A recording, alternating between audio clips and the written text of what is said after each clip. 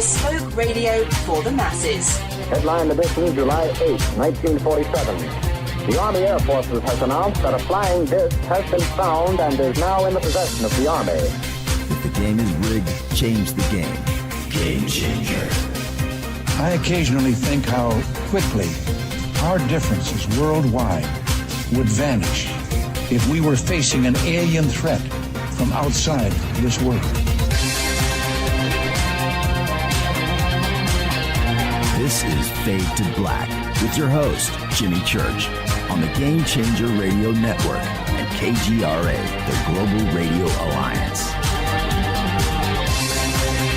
I need your help to get to the year 1985. You're listening to Fade to Black with Jimmy Church on the Game Changer Network.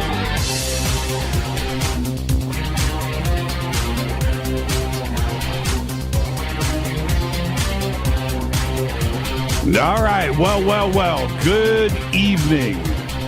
Fade to Black. Bespoke radio for the masses. Yeah. How you doing? Today's Monday, April 15th, 2019. 105 days into the new year, just 260 days left. We are live from a bunker somewhere in the middle of beautiful downtown Burbank, California. And I would like to welcome everybody listening all around the world, all across the United States. Hither and thither, to and fro, back and forth, up and down, east and west, north and south, far and near. This is Fade to Black for KJCR, the Game Changer Network, and KGRA, the Planet. I am your host, Jimmy Church. What is cracking, everybody? How you doing? Got a big week lined up in front of us here on Fade to Black. Tonight, very special guest. This is our last installment of our four-part series on the Emerald Tablets with Billy Carson. Tonight, the Emerald Tablets and the Fractal Holographic Universe. Tomorrow night, Bruce Fenton is here for the first time to talk about our origins, our human origins, and human hybrids. That is tomorrow night. Wednesday night, psychic and medium Karen Reese is here. Also for the very first time. Very excited about that. Karen is joining us. And we will also be taking your phone calls on Wednesday night, so get ready for that. Thursday is another Fader night with open lines all night long. You can follow me on Twitter at JChurchRadio. That's what you want to do. Join the fun. Hashtag F2B is the sandbox. Any questions or comments tonight? Hashtag F2BQ is what you want to do. Of course, both chat rooms are open, one over at Spreaker and one over at KGRA, The Planet. If you'd like to do that, you can also email Jimmy at jimmychurchradio.com. All right, let's get straight to it.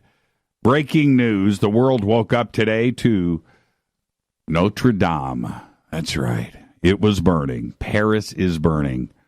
The cause of the fire is still unknown. The top of the Gothic architecture was under renovation with scaffolding covering some parts of the spire, which collapsed. After the worst-case scenario was avoided and firefighters managed to save Notre Dame's structure from total destruction, President Macron has vowed to restore the historic cathedral to its former glory. Of all of the relics that are kept at the Cathedral of Our Lady of Paris, otherwise known as Notre Dame de Paris, the crown of thorns and a piece of the true cross are the most revered. And the news that is coming out now is all of the relics were saved and the cathedral's treasury was preserved despite all of the damage. Notre Dame is the most visited monument in Paris. Over 12 million people visit the cathedral every year, more than the Louvre or the Eiffel Tower. More on this in just a bit, so everybody just stay right there. NASA's planet hunting test mission has found its first Earth-sized exoplanet in a star system only 53 light years from Earth. Another exoplanet, a warm mini-Neptune, was found in the same system. So now there's 2 planets there. The Earth-sized planet, dubbed HD 21749c, completes its orbit of its host star every 8 days. Its planetary sibling, HD 21749b, is about 23 times Earth's mass and has a radius of about 2.7 times that of Earth. NASA expects tests to allow for cataloging of more than 1,500 exoplanets, but it has a potential, of course, to find thousands. Of these, officials anticipate 300 will be Earth-sized exoplanets or double Earth-sized super-Earths. Those planets could be the best candidates for supporting life outside of our solar system. Like Earth, they are small, rocky, and usually within the habitable zones of their stars, meaning liquid water can exist on its surface. Don't forget to download the Surfer Music streaming app. You can just go to jimmychurchradio.com, click on those banners right there. Start your free streaming today. Our next event is Contact in the Desert, May 31st through June 3rd in Indian Wells, Palm Springs, California, at the Renaissance Indian Wells Resort and Spa. Tickets and info, contactinthedesert.com. Our 2019 Soul Tech Conference is over the July 4th weekend at the beautiful Sunrise Ranch in Loveland, Colorado.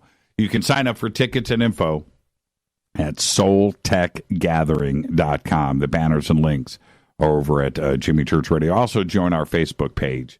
It's right there. It's called Soul Tech Official. Okay, don't forget to subscribe to our podcast. It is just $2 per month, and it is now commercial free. You can also, and just click on the podcast banners at Jimmy Church Radio. You can also become an official Fade or Not in our membership section. All of that is simple to do. Just go to jimmychurchradio.com. Let's get this show cracking. We got a lot to talk about tonight. I have a special guest that is waiting that we're going to get to talk about Notre Dame, and I'm just going to let you stew for a minute, and then I'll make that announcement here in about 2 minutes. Happy birthday to today. Emma Thompson is 60. Seth Rogen today is 37. And our dead guy's birthday today is Leonardo da Vinci, 1452 to 1519, died at the age of 67. Renaissance artist, inventor, polymath, musician, architect, painted the Mona Lisa, the Last Supper, and of course he drew the Vitruvian Man. He also devised such futuristic technology as tanks, concentrated solar power, adding machines, spearheaded some vital breakthroughs in anatomy and civil engineering, optics, and hydrodynamics. For me, says he was a time traveler. Or he met one, or both. Seriously. On this day in history, 1865, Abraham Lincoln dies from John Wilkes Booth's bullet. Lincoln survived for 9 hours after that. That's right, before giving in to that severe head wound. On this day in 1865, fate or fact, Cards Against Humanity bought an island in Maine to preserve wildlife. It's called Hawaii 2. Tonight, it's our last installment of our 4-part series of the Emerald Tablets with Billy Carson. Tonight, we will be discussing the Emerald Tablets and the fractal holographic universe. Tomorrow night, Bruce Fenton is here for the first time. We're going to be talking about our real and true origins of us and human hybrids. Get ready for that. That's tomorrow. Wednesday night, psychic and medium Karen Reese is here for the first time. Very excited about that. And we will be taking your phone calls on Wednesday night. Okay, and later on tonight, the phone lines are closed right now, but later on tonight, I will open up the phone lines and we'll give away some of Billy Carson's books of the compendium of the Emerald Tablets. I have them here. They are all autographed. So get ready. But I'm not picking up any phone calls right now. No, the phone lines are closed down. All right, today, Notre Dame, it is still burning, but they've got it under control. And this is one of the biggest news stories of of our generation. And it was a crazy day today to watch this go down. And I wanted to bring on Scott Wolter tonight to talk about it. And Scott, crazy news today. Where were you when you heard?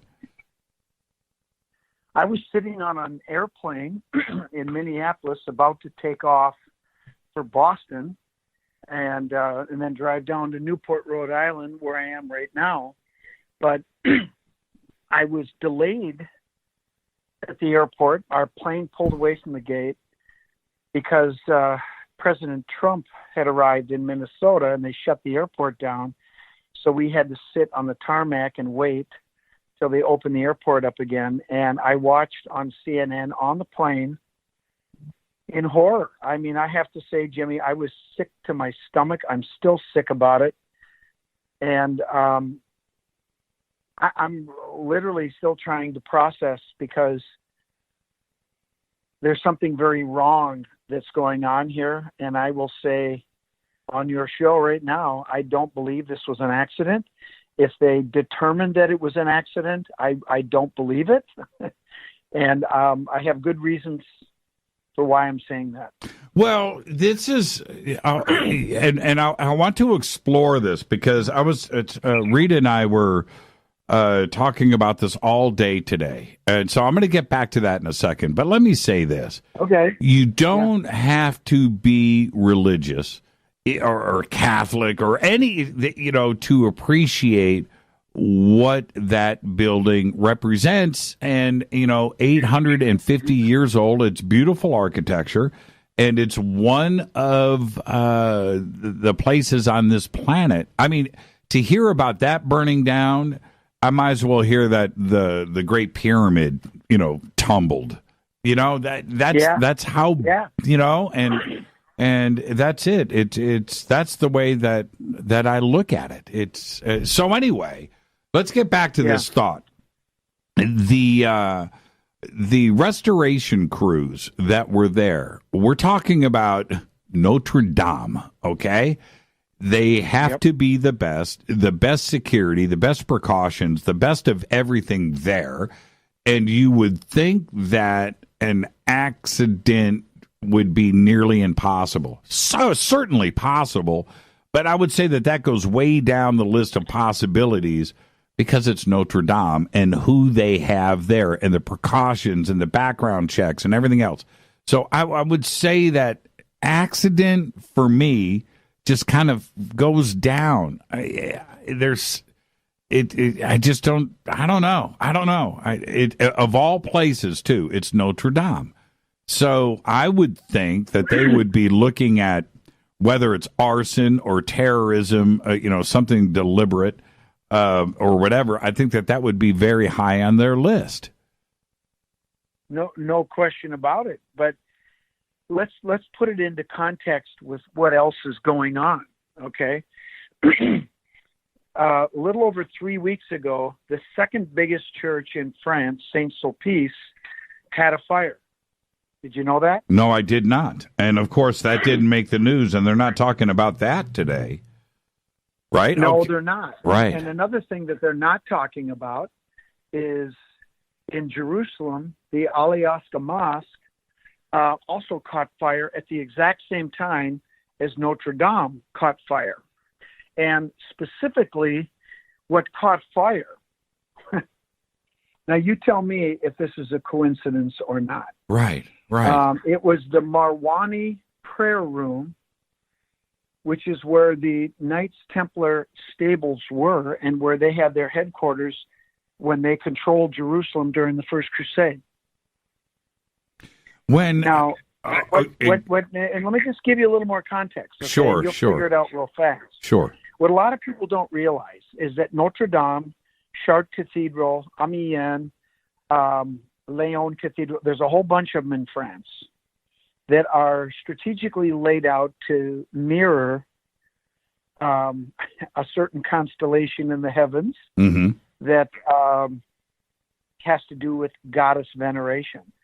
These cathedrals were financed and or built with Knights Templar money in medieval times. The construction of these cathedrals took place shortly after the Templars came back from Jerusalem after digging under the Temple Mount and found stuff.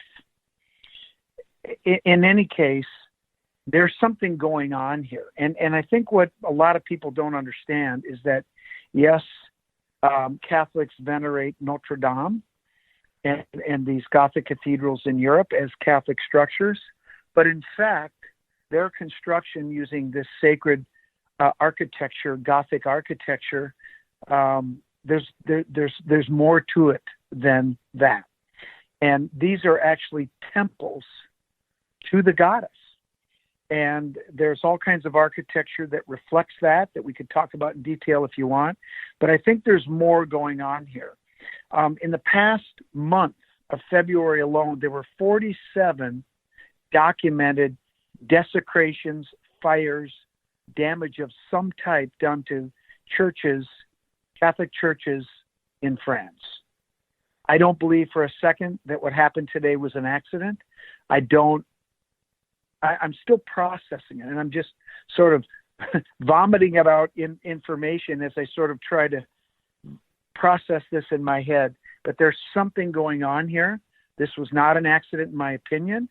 I don't think there was an accident that the mosque in Jerusalem caught fire at the same time, and the second biggest church in France was also set on fire 3 weeks ago. So do with that what you will. Those are facts. Something is going on here, and they got the world's attention today. What group would be behind something like this? You know, ISIS has not has effectively stopped, but that doesn't mean that they're still that they don't have their supporters around the world. Could it be something like that? Attacking. Why would they set fire to a mosque? I don't know. In Jerusalem, in the Holy Land, right, on the most sacred, arguably the most sacred ground. Well, it's not the most sacred ground to Muslims, but it's pretty close. There's no motive that I can see for them to do that, other than maybe to cover their tracks, so to speak. We got to torch one of our places. I don't believe that. There's something. I think there's a larger force at work here, and I don't know what that force is. It may because be a lot more complicated than we think. Yeah, I know. Because if we take ISIS off the list, and I can't. It doesn't feel that way. If we take that off of the list, where does that leave us? If this is something bigger and broader, that's a pretty scary thought. Well, look, Jimmy, you got to remember something. Catholics venerate Jesus, right? So do Muslims. So why would they attack these religious houses that venerate Jesus? And like you said, I mean, ISIS right now is literally trying to survive. To coordinate this much collateral damage, as it turns out, it looks like is happening, I think is beyond their capabilities. I think there's something else going on here. It may be a larger force at work trying to make somebody like Muslims look bad. I mean, that's one possibility. I'm just spitballing here. I'm not saying I have this sorted out. I'm still processing. I literally could not eat or drink on that plane. I just watched the flames, and I was like, my God, if the infrastructure of that building completely burns, those walls will cave in. Mm-hmm. And it looks like they were able to save the exterior, but and save the treasures. And the treasury room in the right transept to the south was apparently not damaged. And I've been there and I've seen those treasures. So, I mean, it's devastating, but it could have been a lot worse. It feels like, and I'm going to go there, this feels like some kind, like a Dan Brown book, right? Or Tom Clancy. Yeah. Where you see this kind of thing play out in a movie and it's all funny, ha, and, in action. But this feels different to me. This feels like there could be something really big at play. I agree with you 100%. I think something is big at play here. I honestly don't know what it is yet. I think it'll become apparent sooner than later. But right now, on April 15th, 10 o'clock Eastern time, I'm still in shock over this. I'm really, really, really disappointed, and quite frankly, I'm a little scared. I mean, there are other cathedrals out there. Are they next? I mean, these are some of the world's treasures, and people really don't have a clue.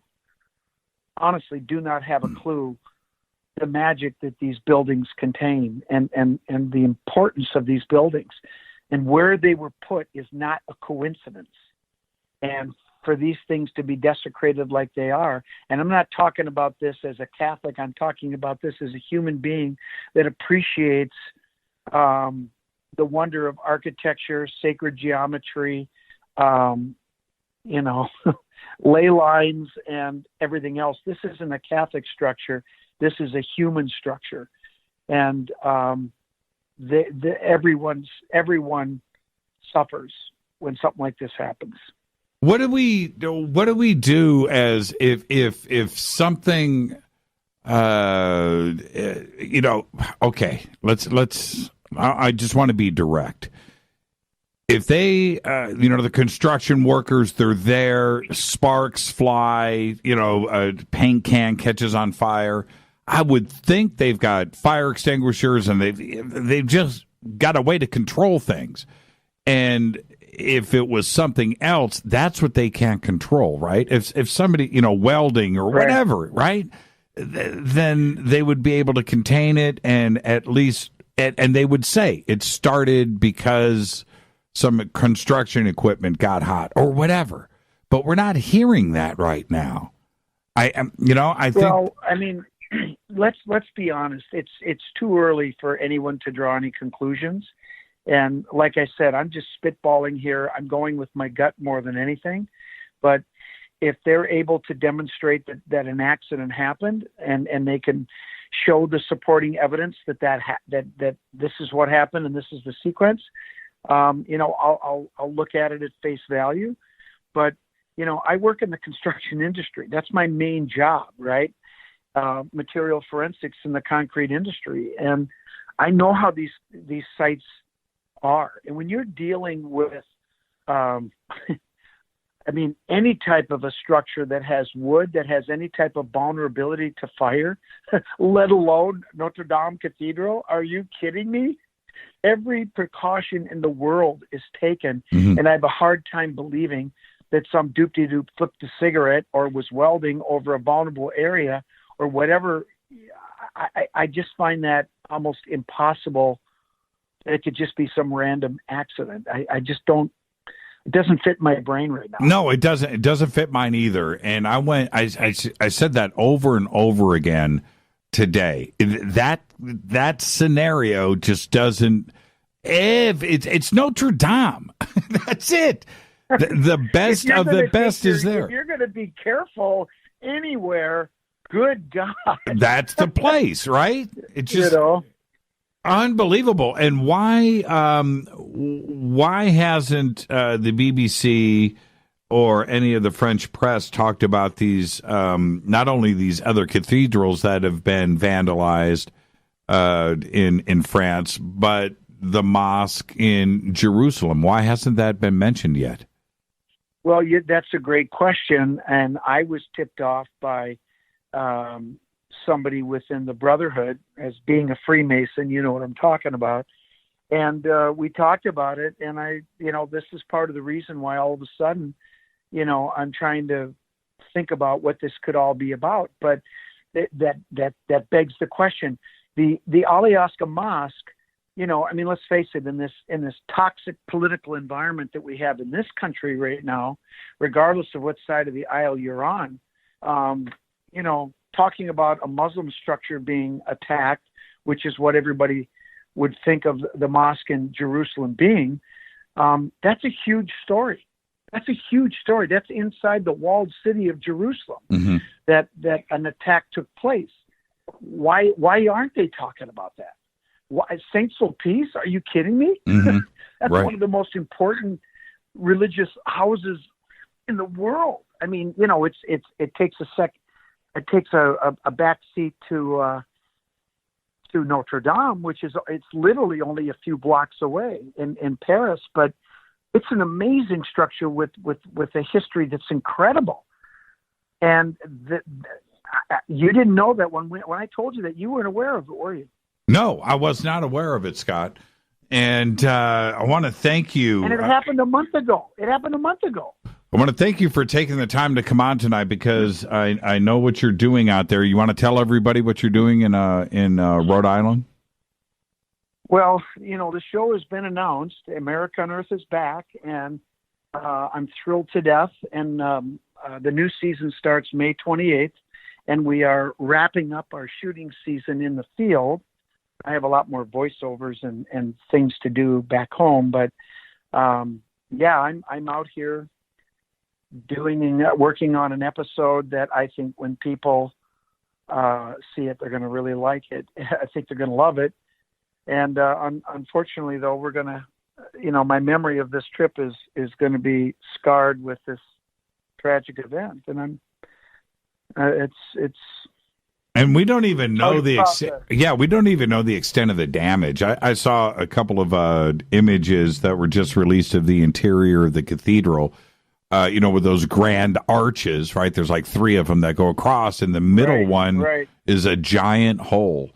And that's crazy. It's going to be a long time before anybody, any tourists or anybody else is allowed back in. That's one. But the other thing is we're not going to know the extent of the damage for days, if not weeks. It's unbelievably sad for all of us to go through that today. And again, Scott, thank you so much. We'll get you back on the show here when things get ready to premiere, and you have a home here when you've got that breaking news. Thank you so much. You're so great, and I appreciate it. Can I just say one last thing, just to put this into perspective? Absolutely. Notre Dame Cathedral took almost 200 years, 2 centuries to build. Right. The fact of the matter is, Jimmy, you and I, and they've already, UNESCO, Macron in France, they've all said, we are going to rebuild this. But the truth of the matter is, you and I are not going to live to see the finished product when it is finally restored, if that's what happens. And that speaks to the magnitude of this event. This is truly an historic event that will be talked about long into the future. And you and I, Jimmy, will probably not live to see that edifice restored to its beauty again. Sad day for the world. Yep. Thank you so much, Scott, and all right, get back to work, and I'll talk to you when you get back in town. All right, thanks again. You're the best, pal. I know you are, Scott. Thank you so much, my friend. All right, talk to you later. Scott Wolter coming in. He's busy out there working in Rhode Island, but he's absolutely right. Today is a very important day, and I want to thank Scott for coming in. This is Fade to Black. I'll be right back. Tonight is our 4th installment with Billy Carson. And tonight, the Emerald Tablets and the Fractal Holographic Universe. I'll be right back. Stay with us.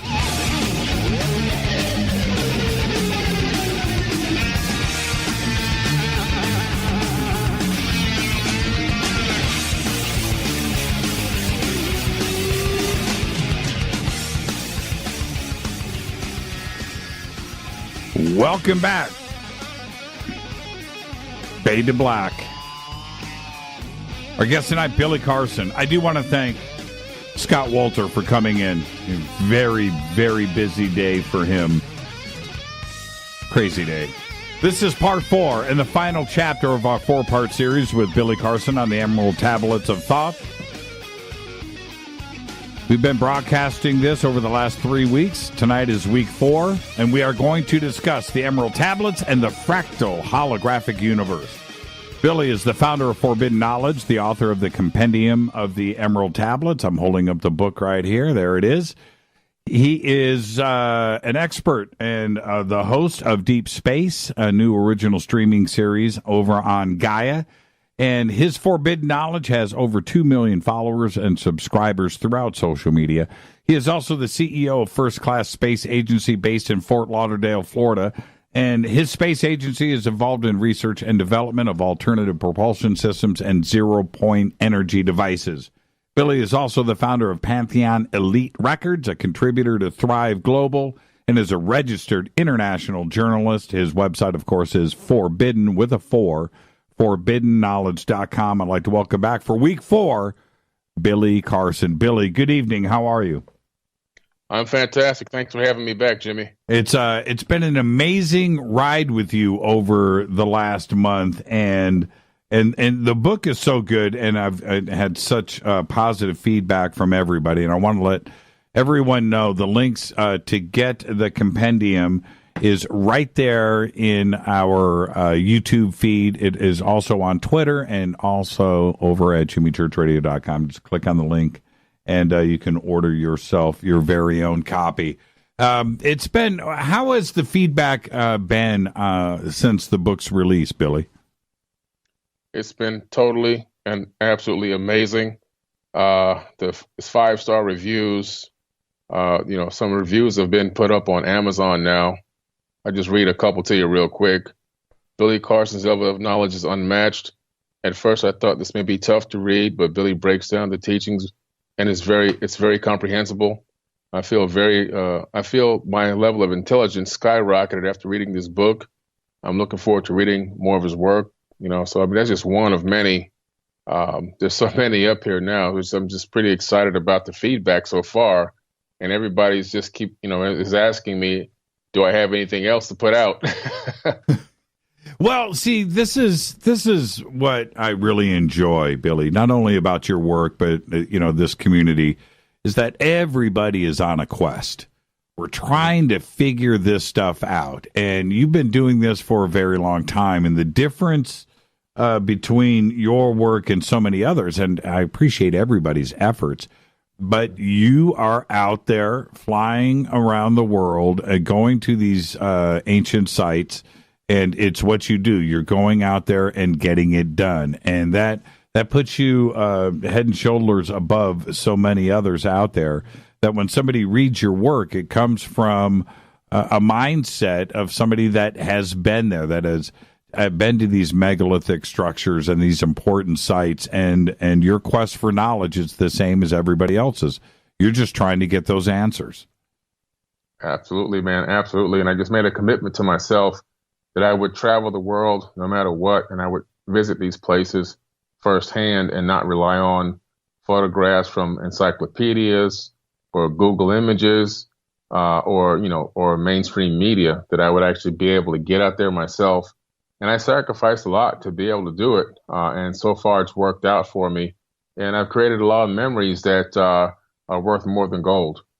And speaking of all of this, I have to ask you, Notre Dame today, of course, in Paris, caught fire. We don't know what caused the fire yet. And of course, we'll find out. But,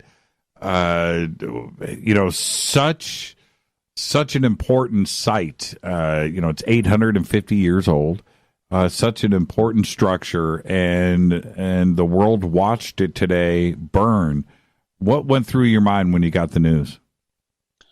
I was thinking right away, is somebody trying to destroy some more hidden information? Right. Because as you know, Masons hide information in structures, in buildings.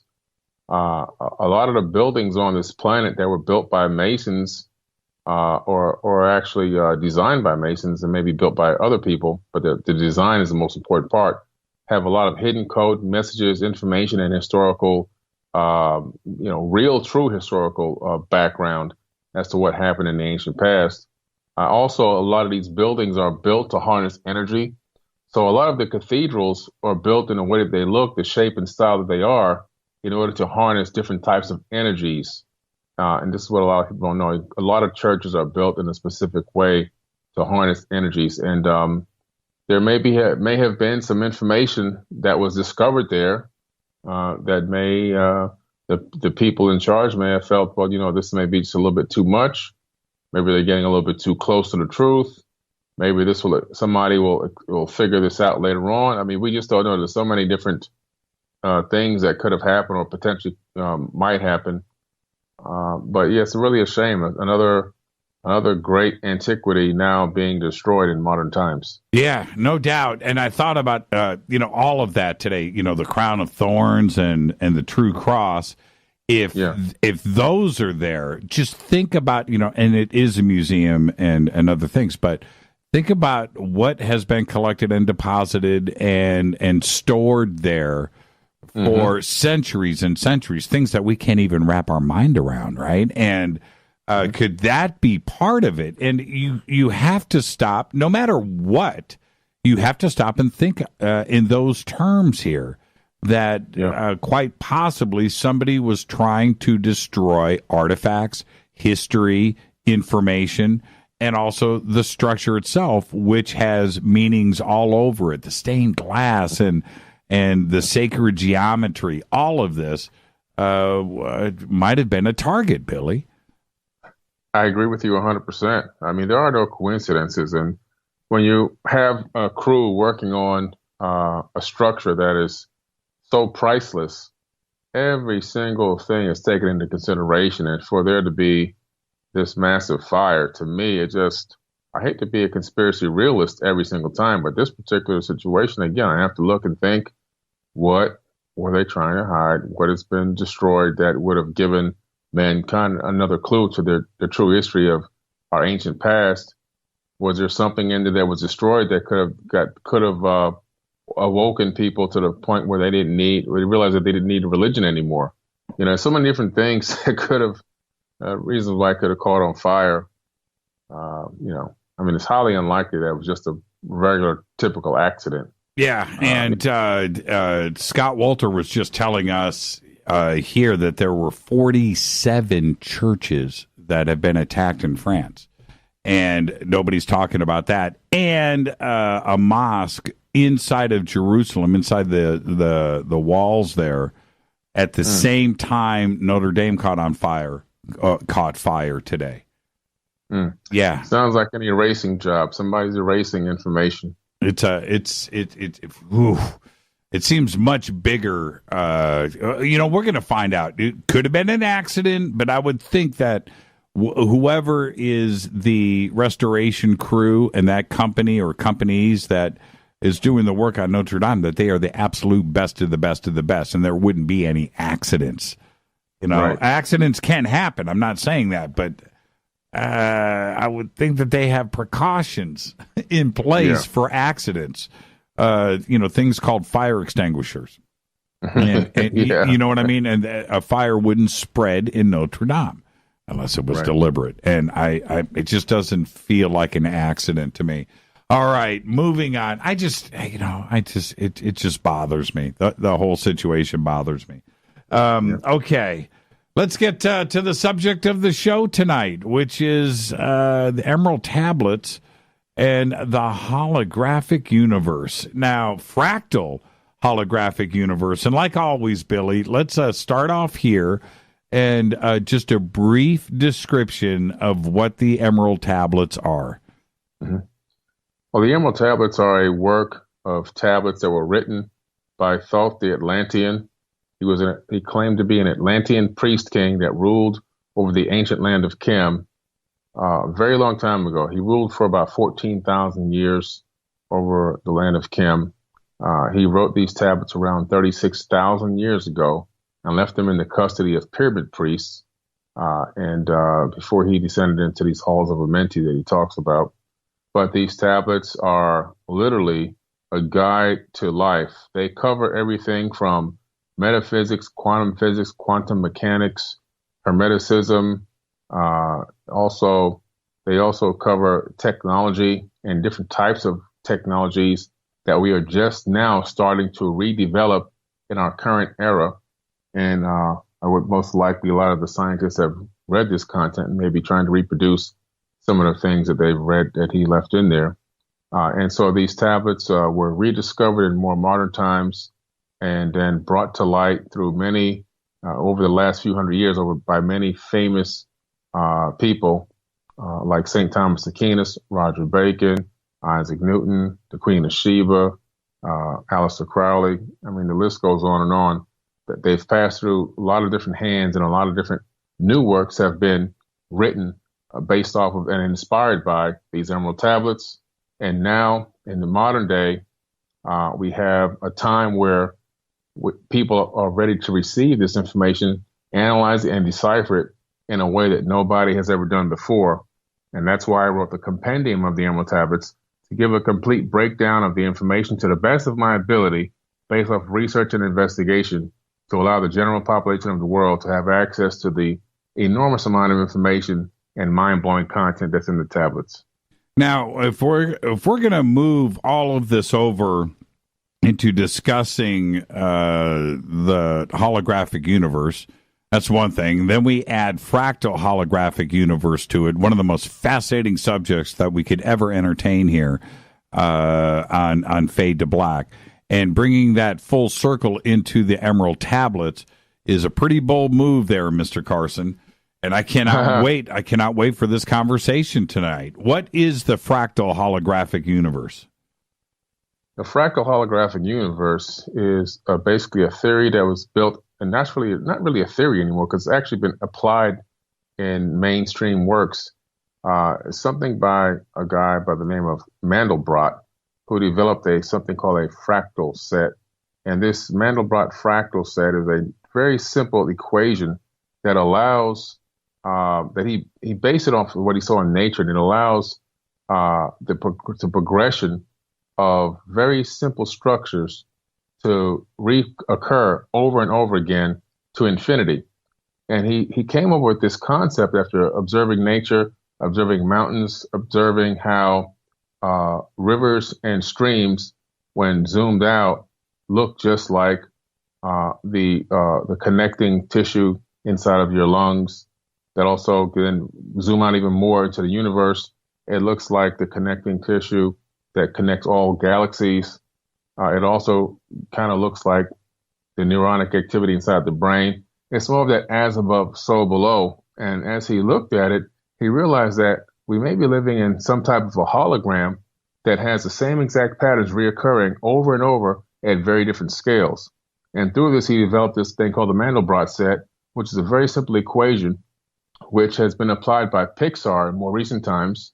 And they completely, totally changed the way that we view movies today by applying the Mandelbrot set, because it allowed them to create future, more progressive scenes inside the movie without even having to write the program for it. The Mandelbrot set allows it to happen. It allows the next frame to appear on the screen when the characters on the screen needed it, versus, the old-fashioned way, which would took up more memory and more space, more memory and hard drive space than we even had available. And now there's a game called No Man's Sky, which is a video game that's out.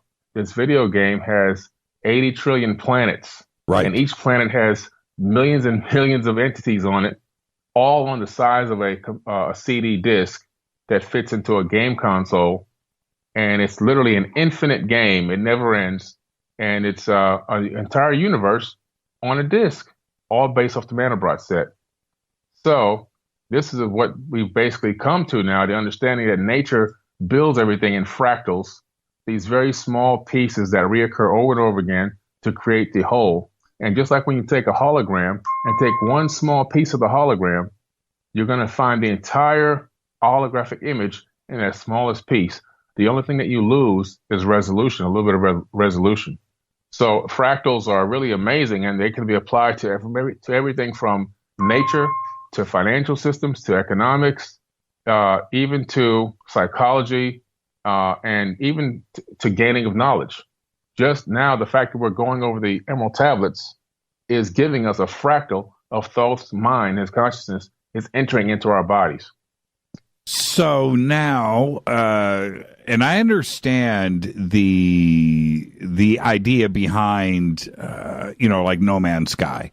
and creating something only when it is needed, right? Otherwise, the lines of code or the information or the data is absolutely insurmountable. You just can't get you can't get to it, and that applied to the universe makes a lot of sense, and that's why the game is able to be played, or rendering, or in movies and so forth.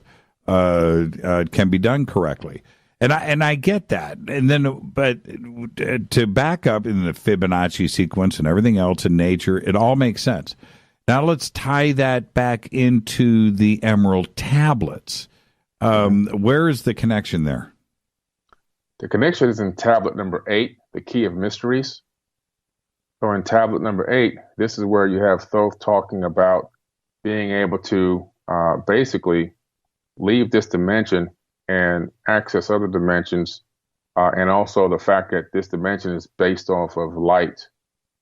Now, that's an amazing statement, because what a lot of quantum physicists and experts in supersymmetry and theoretical physics are saying right now is that we're living inside of a light matrix. They're saying the same thing now that he was saying 36,000 years ago. And basically what this means is that when you take any particle in the third dimension and break it down to its smallest constituents, it always breaks down to one thing. But if you get past the quarks and everything else, but beyond the size of an atom, it's still, when you smash those pieces together, you get light. And the only thing that actually truly exists, according to Thoth, in the third dimension is consciousness.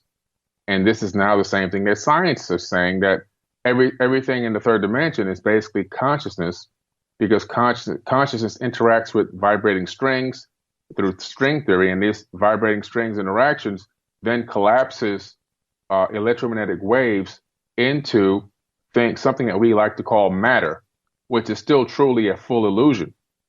And the way that this whole thing works, according to Thoth, and he breaks it down in a more esoteric way, but I'm going to give people a real basic understanding, is you have your brain, which is totally encased in darkness, and it doesn't know, see, smell, hear anything that's going on in the real world. It can't. But it has friends. He has 5 friends: hearing, smell, seeing, touch, smell, all the 5 senses. He said, look, guys, go out there and tell me what's going on. So the friends go out and they start gathering data, literally zeros and ones, bits of information. The friends themselves literally don't know what they're collecting. They're just collecting the information, but they themselves can't decipher it. So they go out and they bring this information back to the brain that's encased in total darkness, and give it to the brain. Say, here, my friend, take this information. The brain then collects all this information from its 5 friends and then sorts it all out, figures it out, and then projects a hologram of what's going on out there. And then we navigate through the third dimension based off this hologram from a brain that's encased in total darkness. Now, now we're getting this. My brain just exploded. If that is the case, when does it become physical? It becomes physical. Well, physicality is truly an illusion. It becomes physical once we're navigating, or once our consciousness has allowed the waves, the electromagnetic waves, to slow down. All matter is electromagnetic waves that have been interacted with consciousness and slowed down to give the appearance of solidity, which is still an illusion, but we navigate through it because we're totally immersed in the holographic illusion, or the holographic universe. We are inside it, so we, from a perspective of being inside, truly aware at times that we're living inside of a holographic matrix, when we truly are. So there's a dimension beyond this that exists, but this particular dimension is a dimension based off of light and electromagnetic waves. Everything when we say the word light, it doesn't mean only the light that we could see, because human beings have a very, very limited vision. We can only see a very small spectrum of the light waves, typically what you see inside of a rainbow. However, there are far more patterns of light that are actually available and visible to other beings, possibly with different types of eyes. So everything truly is made of light, And there's trillions and trillions of electromagnetic waves flowing in and out of us and through us right now that we can't even observe and see with our limited human vision, but they're there. There could be all kind of entities, beings, structures, all types of things happening, a lot of data and information as well being carried back and forth. If we were able to see it all, I think that our brains would probably explode. This is why we can only see a very limited array of light, so that we can analyze, break down, and digest what we can see, because that's just enough for us to handle. It's a very interesting concept, and I wanted to, before I hit the break, because we're going to be talking about this when I come back, are we suggesting that simulation, which is a different, simulated reality is a different definition, but it is similar in concept to holographic and a fractal holographic world around us or universe? Are the two crossing over? Are you suggesting that they may be related? Oh, absolutely. I believe that we're living in a simulation, and the simulation, the fundamental basis of how the simulation works is through a hologram. So I'll give you an example. There's a video game called The Sims. So that's a simulation. Literally, that's what they call it, The Sims. Mm-hmm. But that Sims video game is a holographic light matrix when you turn it on. That's what they're living inside of. The animals and the creatures and the people and their trucks and vans and the houses, all that are simulation inside of a light matrix that we've created on a program inside of a game console. And when they become conscious, which they will according to the creators within the next 5 to 8 years, they themselves will begin to ask, who are we? Where did we come from? Who created us? What are we living in? So we've now already created another conscious universe of people and entities based off of a light matrix that is an actual simulation. So what level of simulation are we living in? How many levels to reality are there? We're probably not living in base reality at all, probably far from it. We could be one of trillions of holographic simulations that have been created. And there could be many, many levels above us before you can even get to base reality. Are you okay with that? Well, it took a while for me to wrap my mind and head around it. And the more I look into science and see how we're creating our own, because it's still as above, so below. We're creating our own realities and universes and everything else and simulations. I just feel like it's amazing that we're now copying what's already been done to us. But I feel that the consciousness pattern flows through all of these realms. And if you can trace consciousness back to source, you come to the actual true creator or creators of this entire simulation system. So multiverse. So Billy, you and I, we're at a conference, we're at a panel, we've got 2,000 people sitting in front of us, or we're in a hotel lobby somewhere in the lounge, and we've got hundreds of people walking around and talk. That all of that is just a simulation, right? It's a sophisticated simulation, not just a simulation. It's a simulation. It's kind of like you have a pool of water, and you take a pebble and drop that pebble in the water. And that pebble has some fundamental basic information and programming in it. But once it hits the water, now that programming kind of spreads out, and you can see those ripples going out. Right. So that's the kind of concept of the simulation. It's kind of a free will simulation, and you kind of just sit back and watch the ripples flow out and see what happens. So those people walking around us in the hotel lobby, they're just Sims. I got you. Let's take a break. Let's take a break right here, Billy. Our guest tonight, Billy Carson. Tonight is our last installment, part 4 of the Emerald Tablets of Thoth. Of course, his book is called The Compendium of the Emerald Tablets. Tonight we're discussing the Emerald Tablets and the fractal holographic universe. This is Fade to Black. I'm your host, Jimmy Church. More with Billy when we come back after this short break. Stay with us.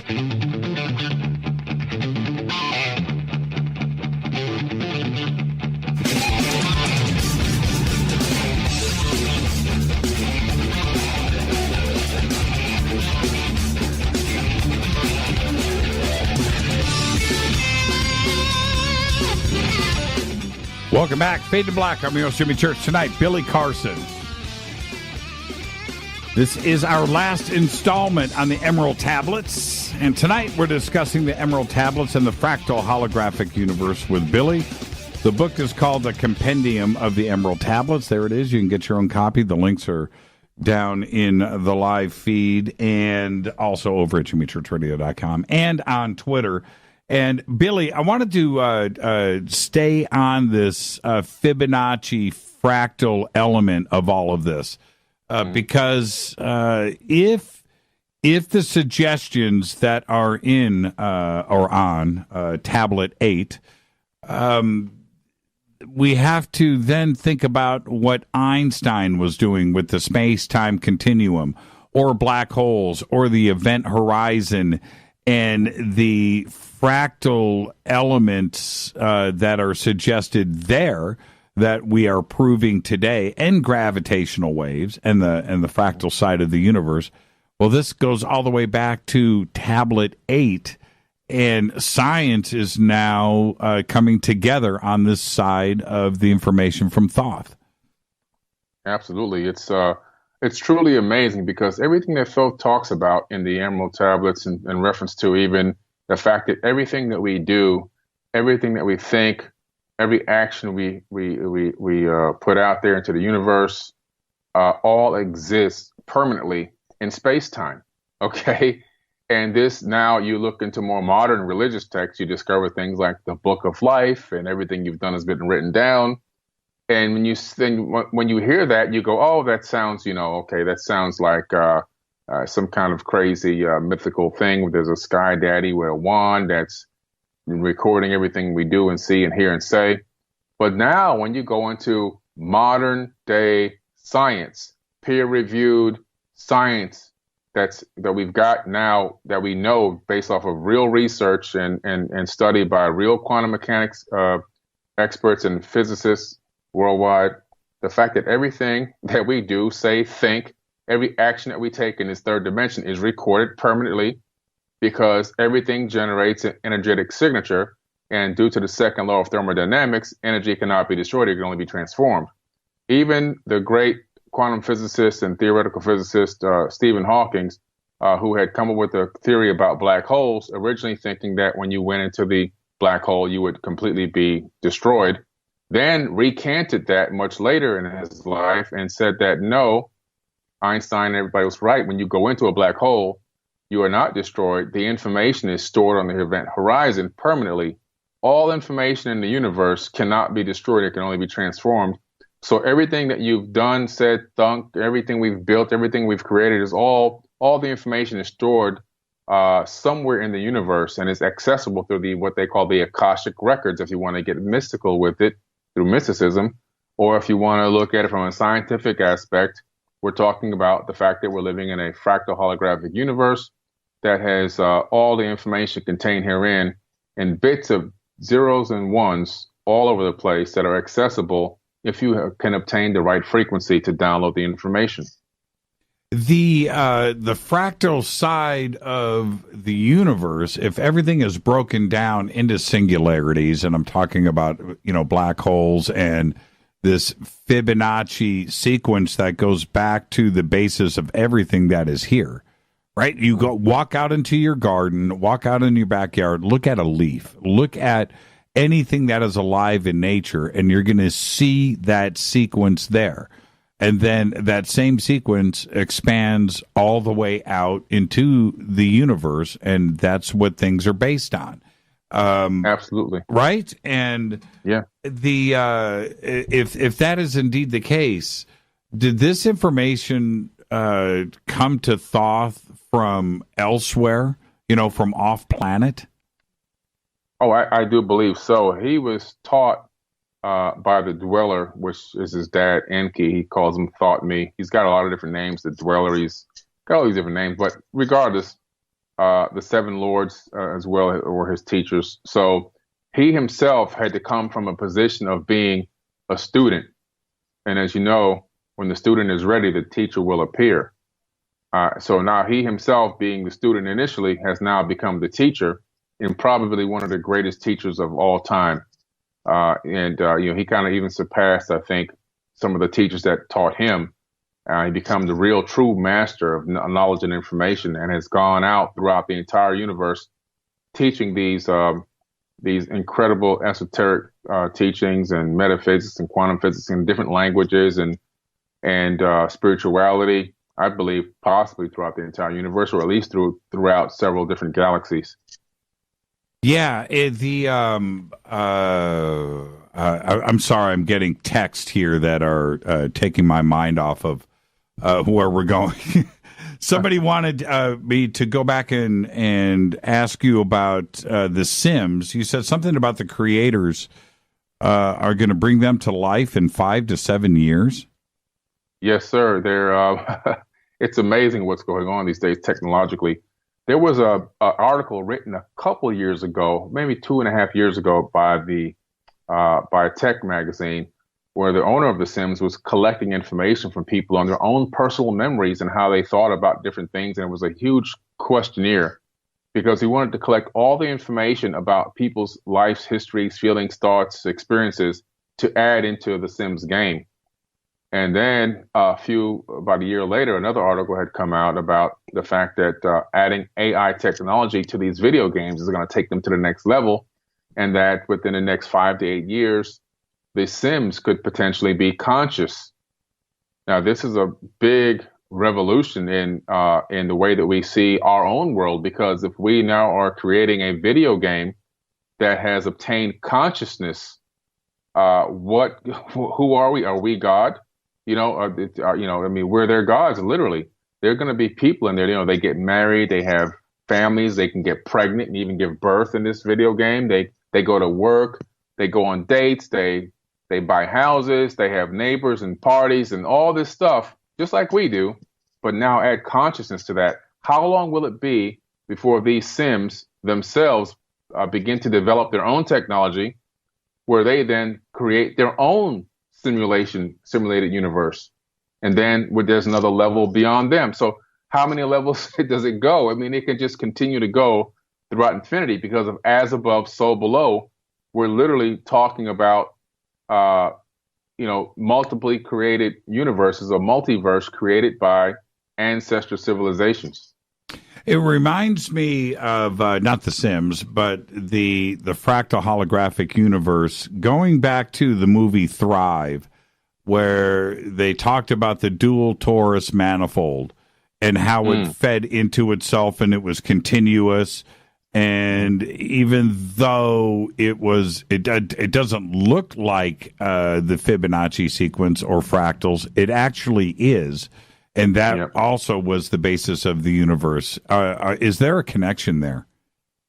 Oh, there's totally a connection. Our universe has that exact shape. We're talking about the shape of a torus, which is, for the layman, it's looks like a giant donut, basically, with an energy flow that flows on the inside upward and then comes down around the outside, flowing downward.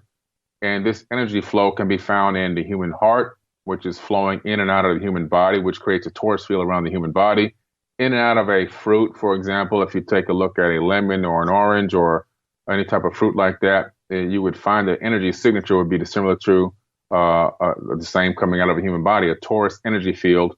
When you look into the laboratory, where you're looking at some of the things that I'm working on at First Class Space Agency, where we're taking Mercury and putting it into a rotation of about, we're trying to get up to 50,000 RPMs. We haven't quite gotten there yet. But when you do that and electrify the field that's creating, you then create a torus energy field. So this can be applied to your vehicle and your engine. If you were able to see the energy flow from the engine in your vehicle, you'd see that it creates a torus energy field around the engine. So it's everywhere. It's everywhere in life. This torus energy fields. We're living in a torus energy field universe, and because of as above, so below, the universe itself is in the shape of a torus. The energy flow is up through the inside, around the outside, back down again, consistently flowing over and over again. And this is something that we can discover in something called the vector equilibrium, which is a point within the 64 grid tetrahedron inside the flower of life, which emanates energy infinitely all around us, in us, and through us. And it can be tapped into, which is something that Nikola Tesla discovered as well in the 1900s, can be tapped into for an unlimited source of power and energy wirelessly, which is available to us abundantly right now, today, on this planet, which has been suppressed by the elites and the oligarchy that control everything and have us using combustion engines and fossil fuels. The electromagnetic protection that we have here on Earth also has the same shape. Oh, absolutely. Yes, the magnetic field of the planet itself takes on the same shape of a torus energy field, but then it bends and wraps around the planet and bends cosmic rays and radiation around the planet so that we don't have DNA damage that causes us to die from cancer within a matter of a few months. Otherwise, we wouldn't even be here on this planet. This planet would be sterile if we didn't have that. Now, let's get back to the concepts here that we started to discuss at the opening of the show, where Thoth was collecting the information from others and bringing them into his brain and his mind, and others can do the same thing, where the information isn't necessarily, I want you to expand on this, isn't necessarily there for us and stored. We get it and then process it. Let's continue that conversation. Yeah, definitely. So basically, one of the ways to become immortal is through putting out information that gets carried on from person to person, from consciousness to consciousness. In other words, even the work that I've put into this book, the Compendium of the Emerald Tablets, in a way is adding to my immortality and sending out fractals of my consciousness into the universe that's being picked up by other conscious beings, and then they're taking that information and passing it on again to other conscious beings. So even just through looking at the example of this book, you're finding that I've passed my consciousness into many other people. Thoth himself knew this and was talking about this in the Emerald Tablets, where he has transferred his ego into the bodies of other men. And something that's happened here through this light matrix that he talks about that we're living in, as we read, dissolve, and understand the Emerald Tablets and the content in there, we have taken on a fractal of information from Thoth's conscious, from his own mind, and absorbed it into our own body. So it's really to say that we've now become him in a way, so we've kind of taken on some of his consciousness into our own brains and passed it on to other people. So in a way, his immortality also flows through transferring of information, which is another way of transferring your consciousness into other people. And it's really a very simple concept, because if I go out there right now and I discover something in nature and I write a book about it, and now that book becomes a book that's a school book now. Every kid's got to read when they go to school. The information that I studied and researched and then consciously discovered my information that I wrote about it has now been passed on to millions and millions of kids over and over and over again. So that's a way of transferring your consciousness into other people, is through research and investigation that has been written down and then put out there. So there's many different ways that fractals work. We've all got fractals of information inside of us from various different works and information that we've taken in over many, many years. If something like the Emerald Tablets, Billy, was so important and is so important to human development, why wouldn't more advanced beings have ensured that the knowledge was widely available through the ages before now? I think it's all about timing. It's all about when the people are ready for the information. Us as a human race we're just now rolling over on our bellies as a baby, as a civilization. We're rolling over on our belly and trying to get on our knees and start to crawl. That's kind of where we are right now.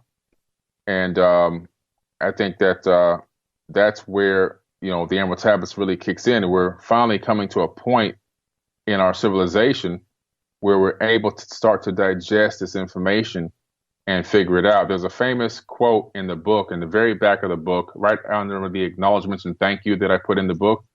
And it says, "The last words of thrice the great Hermes," who's also Thoth, "wise words, although written by my decaying hand, remain imperishable through time, imbued with the medicine of immortality by the All-Master. be unseen and undiscovered by all those who will come and go, wandering the wastelands of life. Be hidden until an older heaven births human beings who are worthy of your wisdom. That's us. We now are the human beings worthy of the wisdom. All this information has been hidden, has been occulted, has been suppressed, has been oppressed. And now, finally, in this current day and age, we have gotten to the point as a civilization where we're ready for this information under this sun. So this is where we are. We're at the point now of the beginning of learning. We now are the students. And when the student is ready, the teacher will appear. We have to realize that we are both the students and the teacher. Just like right now on this planet, we're both the prisoners and we're the prison guards. We have to get rid of that mindset and turn it over to learning and developing consciousness. The information, the tablets have been around for a very long time, and they have been translated and spoken about for hundreds and hundreds and hundreds of years. Why didn't it catch on? Why didn't it catch on earlier? You know what I mean? I understand that right now we're more mature and there's technology now to get the information out. But why do you is it because we weren't ready 2,000 years ago? We weren't ready. We were heavily involved and completely enthralled in the Catholic system, which had gone, and the Roman Catholic system had gone and conquered the world basically, and beat, raped, and threatened the entire world into submission under this religious control system. And you look at every major continent and you discover that I've been to these continents, all these third world countries and everything else. What do you see when you go there? You see churches and cathedrals everywhere. You go to Teotihuacan, Mexico, or you go to Mexico City. There's hundreds of hills inside of Mexico City with churches on top. Those hills, if you could take the covering away from them, you discover that they are pyramids that have been blown. The tops have been blown off and churches put on top. The people there, the Mayans are not Latinos. There's no such thing as a Latino. Those people were indigenous people that were beaten, raped into submission and forced into Catholicism and Christianity. And this happened all over the entire planet. So you have these great works of tablets out there that have all this amazing information to free humanity consciously from the binds that tether us, like Thoth says. And then all of a sudden, you look at the time frame when a lot of this information was really easily accessible, but unfortunately, mankind's mind was completely encased in darkness through this religious system that was put out there. And we're just now getting to the point where people are kind of shaking off a lot of these religious systems and starting to look elsewhere for information and knowledge and seeking more into spirituality to figure out who they are, where they came from. People are really now starting to take a journey into inner space to find out what's going on versus outer space. They're going to the real temples, right, in the head, in between the two eyes, versus going to the temple buildings out there, and which have no purpose and no real power whatsoever. The power is inside of us. And I think this is the time when people are really starting. Back then, people were literally, they had something called the Inquisitions. And during the Inquisitions, over the course of I think it was 700 years, they killed and tortured 80 million people. The Catholic Church did, under the order of popes. So this is incredible. 80 million people. They make Hitler look like an angel almost. That's a lot of people that you killed, tortured, and murdered. They have things called, that are in museums right now, like the Pope's spear, which would be inserted into a woman and then expanded until it, until she popped, and all these different, torture devices. They're in museums. You look it up on Google. You can go to museums and look at this stuff. These torture devices that get people to force people into this Christianity and this Christian system, versus allowing people to develop their own ideologies and seek spirituality. So it had really locked down mankind's mind and put us in a mental, psychological prison for many thousands of years. Is the church threatened by the Emerald Tablets?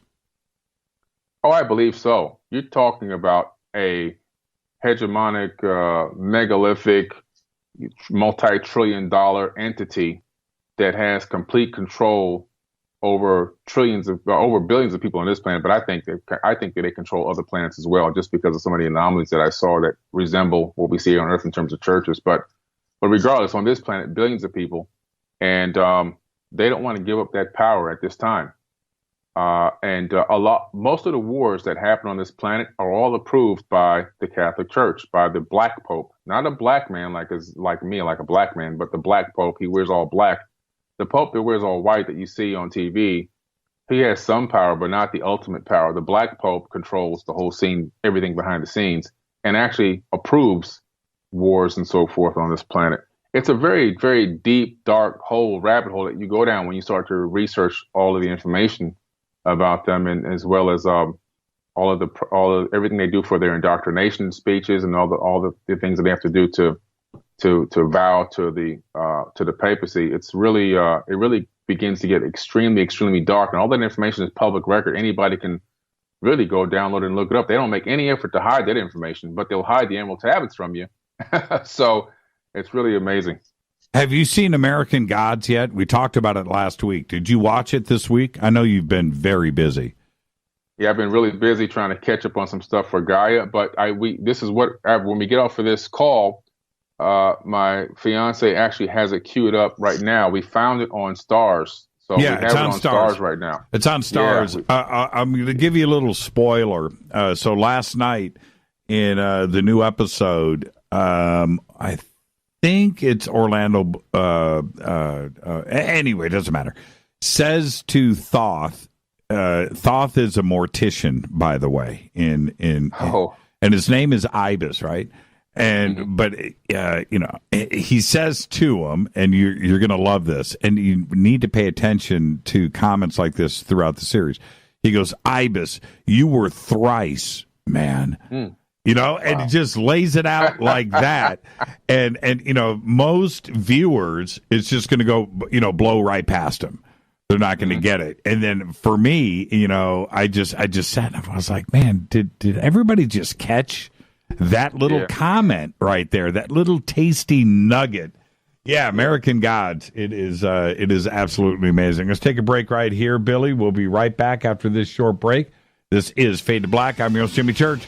Tonight is part 4 of our series on the Emerald Tablets. We're discussing the Emerald Tablets and the fractal holographic universe. More with Billy after this short break. Stay with us.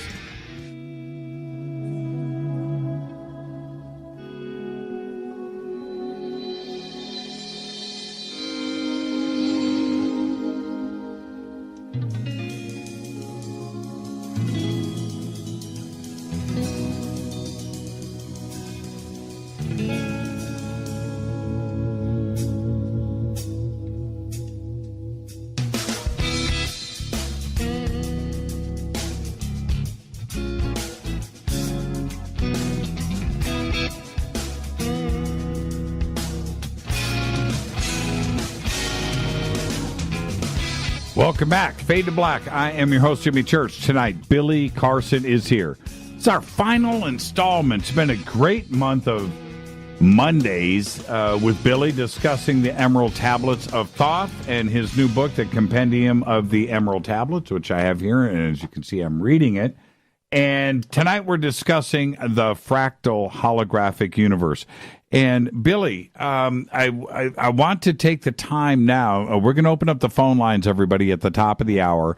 I just tweeted that out. Make your question good to Billy, and you got to make it good. We'll send you out a free autographed copy of the Compendium of the Emerald Tablets. Now, Billy, I wanted to discuss the Tablet 15, which is the supplemental tablet, and that tablet, well, I want your interpretation of it, but when I read it, I get a lot of universe and astral projection type of connection and information out of Tablet 15. What's your take on Tablet 15? Yeah, Tablet 15, this is where Thoth is really talking about breaking out of the human avatar body and using and traveling the universe through consciousness and in his light being, in his Ba, and through this he's able to travel and even going through portals, which is really amazing. So it's it's a way that he describes that he's been able to also obtain or maintain this immortality as well through spiritual energy. So it's a real amazing thing. And he's talking about astral projection 36,000 years ago, estimated 36,000 years ago. I mean, it's just incredible. He's also talking about the Akashic records in there. There's one verse where he says, in the physical are these channels, the blood which moves in vortical motion, reacting on the heart to continue its beating, magnetism, which moves through the nerve paths, carrier of energies to all cells and tissues, akasha, which flows through the channels, subtle yet physical, completing the channels. So he's talking about the akasha energy, which then takes, I believe, the information that it gathers energetically and stores it in the akashic records. Also, he's talking about how the avatar body is affected by these energies and motions and consciousness as well. I mean, the guy is just, I mean, he's an absolute genius. And in here, I believe that it really talks about how Earth is a kind of a prison planet as well, whereby I'll just read it. On Earth, man is in bondage, bound by space and time to the Earth plane. Encircling each planet, a wave of vibration binds him to his plane of unfoldment. Yet within man is the key to releasement. Within man may freedom be found. This is an important verse right here, because now he's saying in this particular chapter that, on this particular verse, I'm sorry, in this tablet, that every man on their planet, now we're talking about multiple planets with multiple people, the way that he's referencing this here, but on Earth, for example, where there's a frequency or vibration that's binding us to this planet, kind of like we're in a prison planet in a way, which is why I put a picture of the Earth with a chain around it in this book, The Companion with the Emerald Tablets. But he's saying that that's not our fate. We can release ourselves from this through elevated consciousness. And that's where he then begins to talk about releasing the self from the body, rise to the outermost bounds of your earth plane, speak ye the world, Dore Lila. Dore Lila is this phrase that when you speak it the right way, creates a frequency and a vibration that can help release you from your physical body, your avatar body, and allow you to travel into the astral realm. And ironically, this Dore Lila, if you start looking in other records, it seems to be, I think his great-great-grandmother's name was Dore Lila, which is really truly has esoteric meaning. It's really a vibration. So it's really amazing what he's talking about here, using frequencies and vibration to unlock us from this third dimension physical plane. Yeah, there's there's two other paragraphs that I want to reference here, and then somebody just posted something on Twitter I want to get back to and ask you about. It's pretty cool. Ye to the highest worlds may we pass. That's a very interesting line right there. See your own possible heights of unfoldment. Know all earthly futures of soul. Very interesting. And he continues, bound are we in your body, but by the power ye may be free. This is the secret whereby bondage shall be replaced by freedom for thee. And listening to that, okay, two things come to mind with the 15th tablet. One is that it is the closest to being biblical, right? Than the rest of the tablets. It feels very biblical to me, right? Absolutely. There's that part of it, and then the second part of it, especially as he's giving you words to say, that there is information here that's never been revealed before, and anybody can access it, but you need to be careful with it. Right, very careful with it, and the elites know about this. And they use this information to keep control over us and this entire planet. This is the information they've been using to keep the veil over our eyes they actually have used this. So, just as we can use this to seek the light and gain spiritual enlightenment and higher levels of consciousness and so forth, what do you call it? On love and everything else, they have used it to create darkness. And there's a verse in the Emerald Tablets where Thoth is talking and he says, "Speak I of Atlantis, speak of the days of the kingdom of shadows, speaking of the coming of the children of the shadows. Out of the great deep were they called by the wisdom of earthmen, called for the purpose of gaining great power. Far in the past, before Atlantis existed, men there were who delved into darkness using dark magic, calling up beings from the great deep below us. Forth they came, they into this cycle. Formless were they of another vibration, existing unseen by the children of earthmen." Now, when you look at what I just said there and look into, because it kind of relates to what we're talking about now, look into the current day where we're talking about this Bilderberg group and these people that go to these elites that go to these seances and these private meetings at these ceremonies clubs or whatever. These ceremonies where they're talking to owls and they're recanting all this information and they're simulating murders and eating babies and all this crazy stuff that they do, and all these sexual things that they do, so and so forth. It's all related to this, what Thoth is talking about. They're using these dark magics to bring forth these other entities from other dimensions. Because when you say formless, they were of another vibration, that means they're from another universe or another dimension, and they're bringing these entities into our dimension with these incantations and so forth, so they can utilize them to gain great power. Right. Which is what he was talking about. So there's so much in here, man. You can see that how we've allowed ourselves to be under control of these elites. Everything that's going on right now on this planet can be figured out through these tablets. Bob just posted on Twitter. He says, "My son just asked me," and I'm going to quote here, "Is my soul a fractal? Because it goes on forever. Dad, ask Jimmy Church, he'll know." Okay, so that's the tweet. Man. Well, I don't know the answer to that, but Billy, what have you got for Bob's son? Man, Bob's son is a genius. I'm going to tell you that right now. Because that is absolutely 1,000% correct. Because why? There is only one consciousness. In my personal opinion, and many other experts believe that now as well. People, are really into this information, believe this. And a lot of the ancient sages and teachers also believe that as well. There's only one consciousness. However, consciousness has literally broken itself up and divided itself into trillions and trillions of entities to experience itself subjectively from many different perspectives. So in actuality, I'm a fractal of the main source consciousness. You are a fractal of main source consciousness.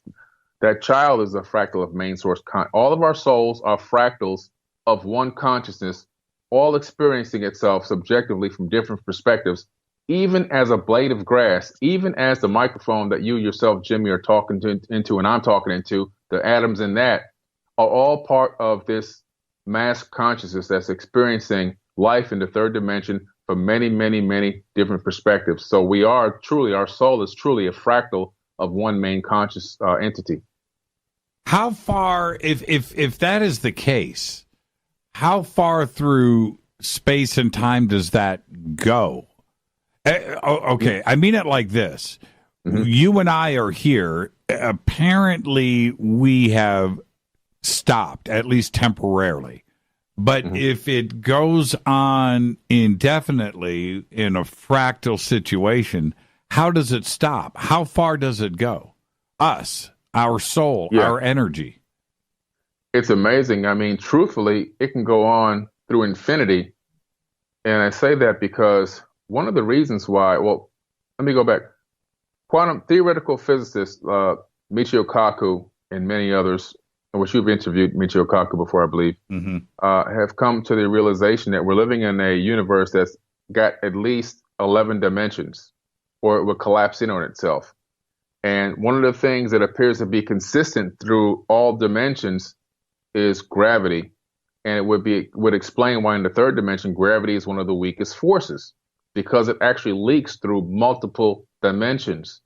So gravity is not just in the third, it's in the fourth, fifth, sixth, all the way up. So it's very possible, because of as above, so below, when you take that concept again, because you have to, because that's the way our universe is built. Everything in the microcosm is in the macrocosm, and vice versa. Mm-hmm.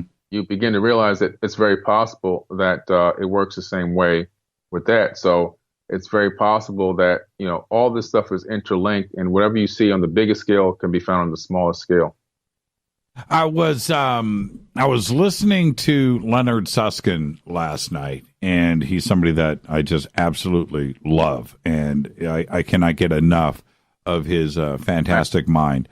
And he, so staying on the fractal Fibonacci expansion of everything, right? Continuous.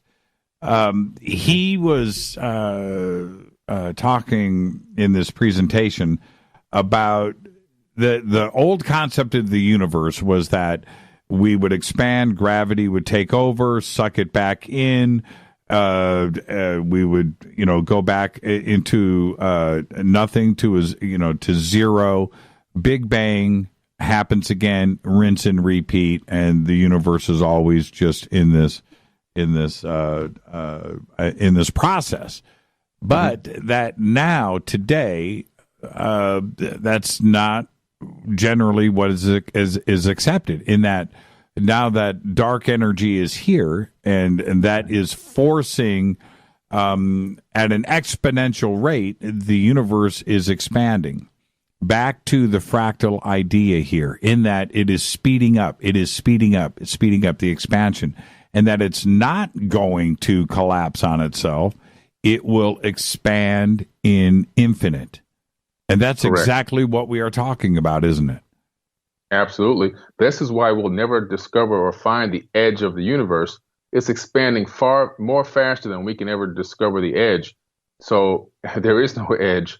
And what people have to realize is this dark matter, this dark energy, just because we're using the term dark doesn't mean that it's really dark. It's a form of light. This is a light matrix powered by this light energy. Dark energy and dark matter, meaning something that we can't physically see with the human eye, but that exists in a different spectrum of light in the electromagnetic spectrum. It's electromagnetic energies that are out there that are powering this universe and driving it and expanding it at a rapid rate. Just like we call the back side of the moon the dark side of the moon, just because we physically, from this Earth's perspective, can't see it, because the moon and Earth are in a geostationary lock, and it spins and rotates on its axis at the same speed that we're rotating on ours, so we can only see one side of the moon. But there's a back side to that moon that does see light, because it rotates on its own axis, so it does get sunlight and it does get darkness. But our perspective, we only see one side, so we call it the dark side. But there truly is no dark matter or dark energy. We just call it that because we physically can't observe it with our eyes, but it's there, and we know it's there scientifically. And it's the driving force of the entire universe, expanding it on throughout infinity. Yeah, the edge of the universe, anything that is out there at the farthest reaches, because of the force of the dark energy, is now traveling faster than the speed of light. Correct. Therefore, it disappears. It's still there. And can you imagine being on the other side in another universe with this coming at you? Right? Oh, man. You see what I'm saying? You wouldn't see it, because it's traveling faster than the speed of light. And eventually, as galaxies are separating and moving away from each other, and this dark energy is there, same thing with the Milky Way. At one point, it's far in the future, but the Milky Way will be racing away at faster than the speed of light, and nobody will see it. Exactly.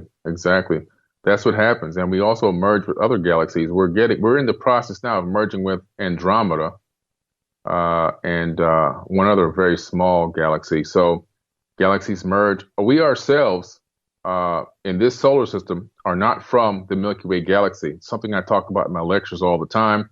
Anybody here on this call who's been to my lectures, scientific peer-reviewed information that I show and present at my lectures We are from another galaxy altogether called it's called a dwarf galaxy that actually, Sagittarius dwarf galaxy, I'm sorry, that merged with the Milky Way and is still currently in the process of merging with the Milky Way. This is science data directly from major colleges and universities and observatories around the world.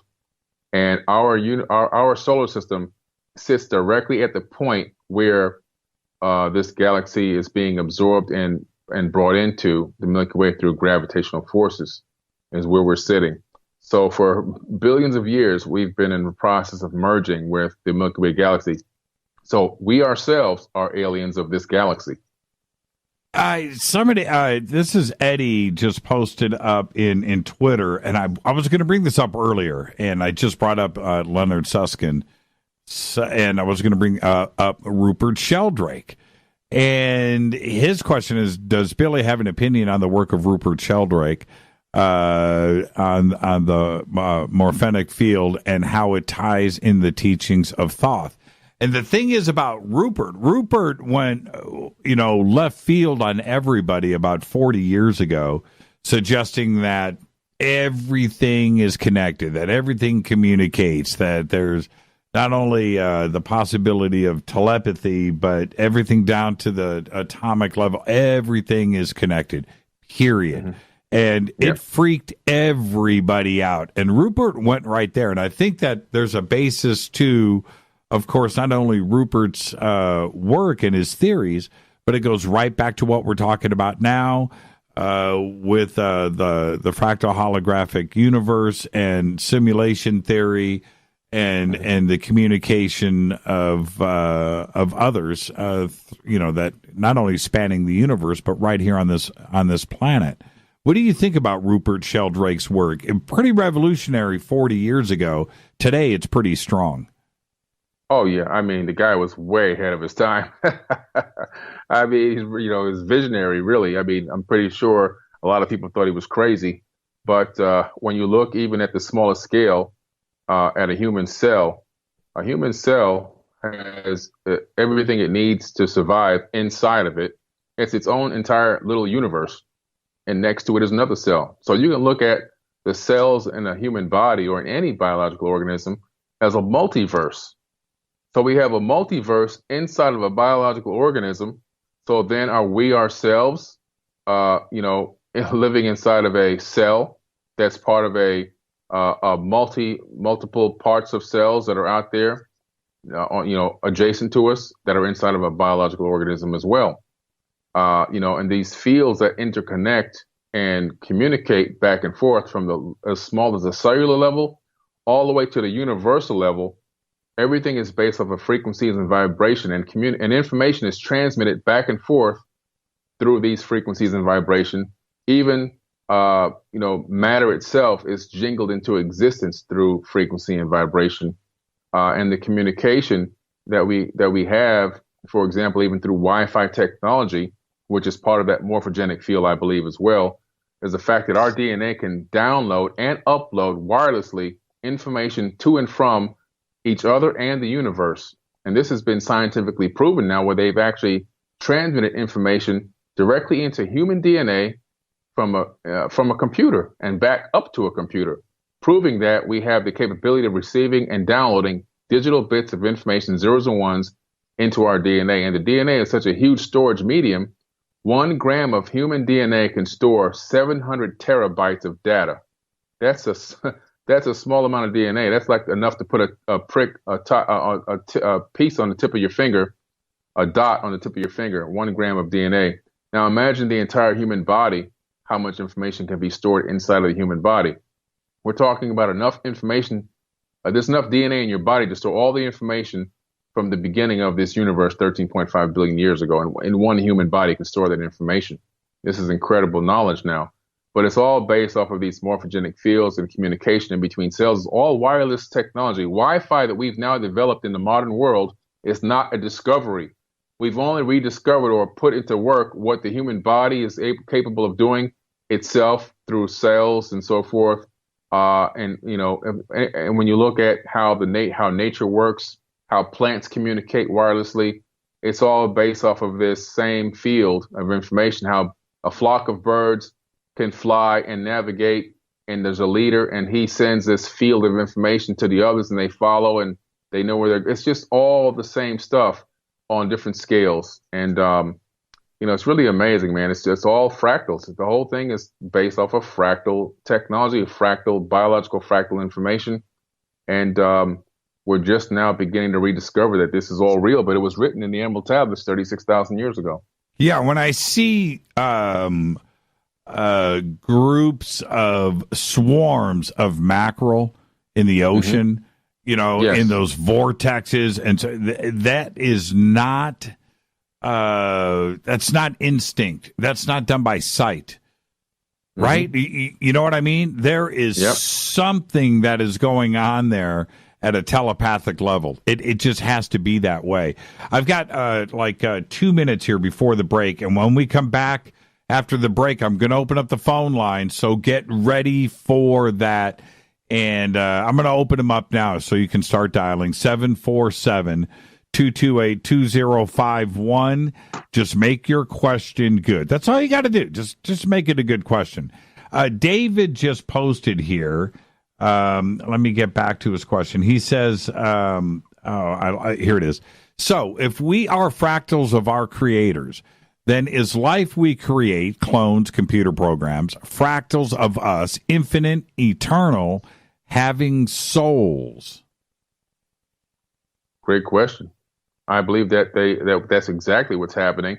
I believe that the souls, though, will be obtained through consciousness. In other words, AI technology. We can create a fractal of ourselves, but will it obtain a soul? Will it be conscious? Will the main source energy of consciousness be able to inhabit it in a way that makes it sentient? And I think that once AI technology gets into some of these software programs, it's going to allow it to be inhabited by consciousness, and thereby making it a sentient being. I got you. Let's take a break right here, Billy. I've got calls on hold. We'll get to everybody right after this short break. This is Fade to Black. I'm your host, Jimmy Church. Billy Carson.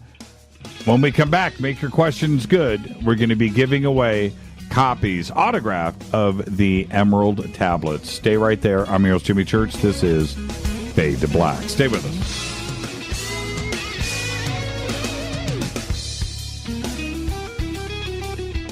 Hi, everybody. This is Rob Halford, the Metal Guard on JimmyChurchRadio.com. All right, welcome back. Fade to Black. I'm your host, Jimmy Church. Great show tonight. It's our last episode in this series on the Emerald Tablets of Thoth with Billy Carson. I'm holding up the book. There it is, the Compendium of the Emerald Tablets. And now I'm going to open up the phone lines, Billy. Billy, get ready. Billy. Billy. Get ready. I've got quite a few calls lined up here. So we didn't give away any books last week. So let's give away a bunch. Let's give away a bunch. All right, you down for that? And Billy's like, I'm ready. What'd you say, Jimmy? What? Phone's breaking up. Let's go straight to the phones. Hi, you're live on Fade to Black. Who's calling? You're live. Hi there, this is Brittany Lindsay from British Columbia. Hi, how are you?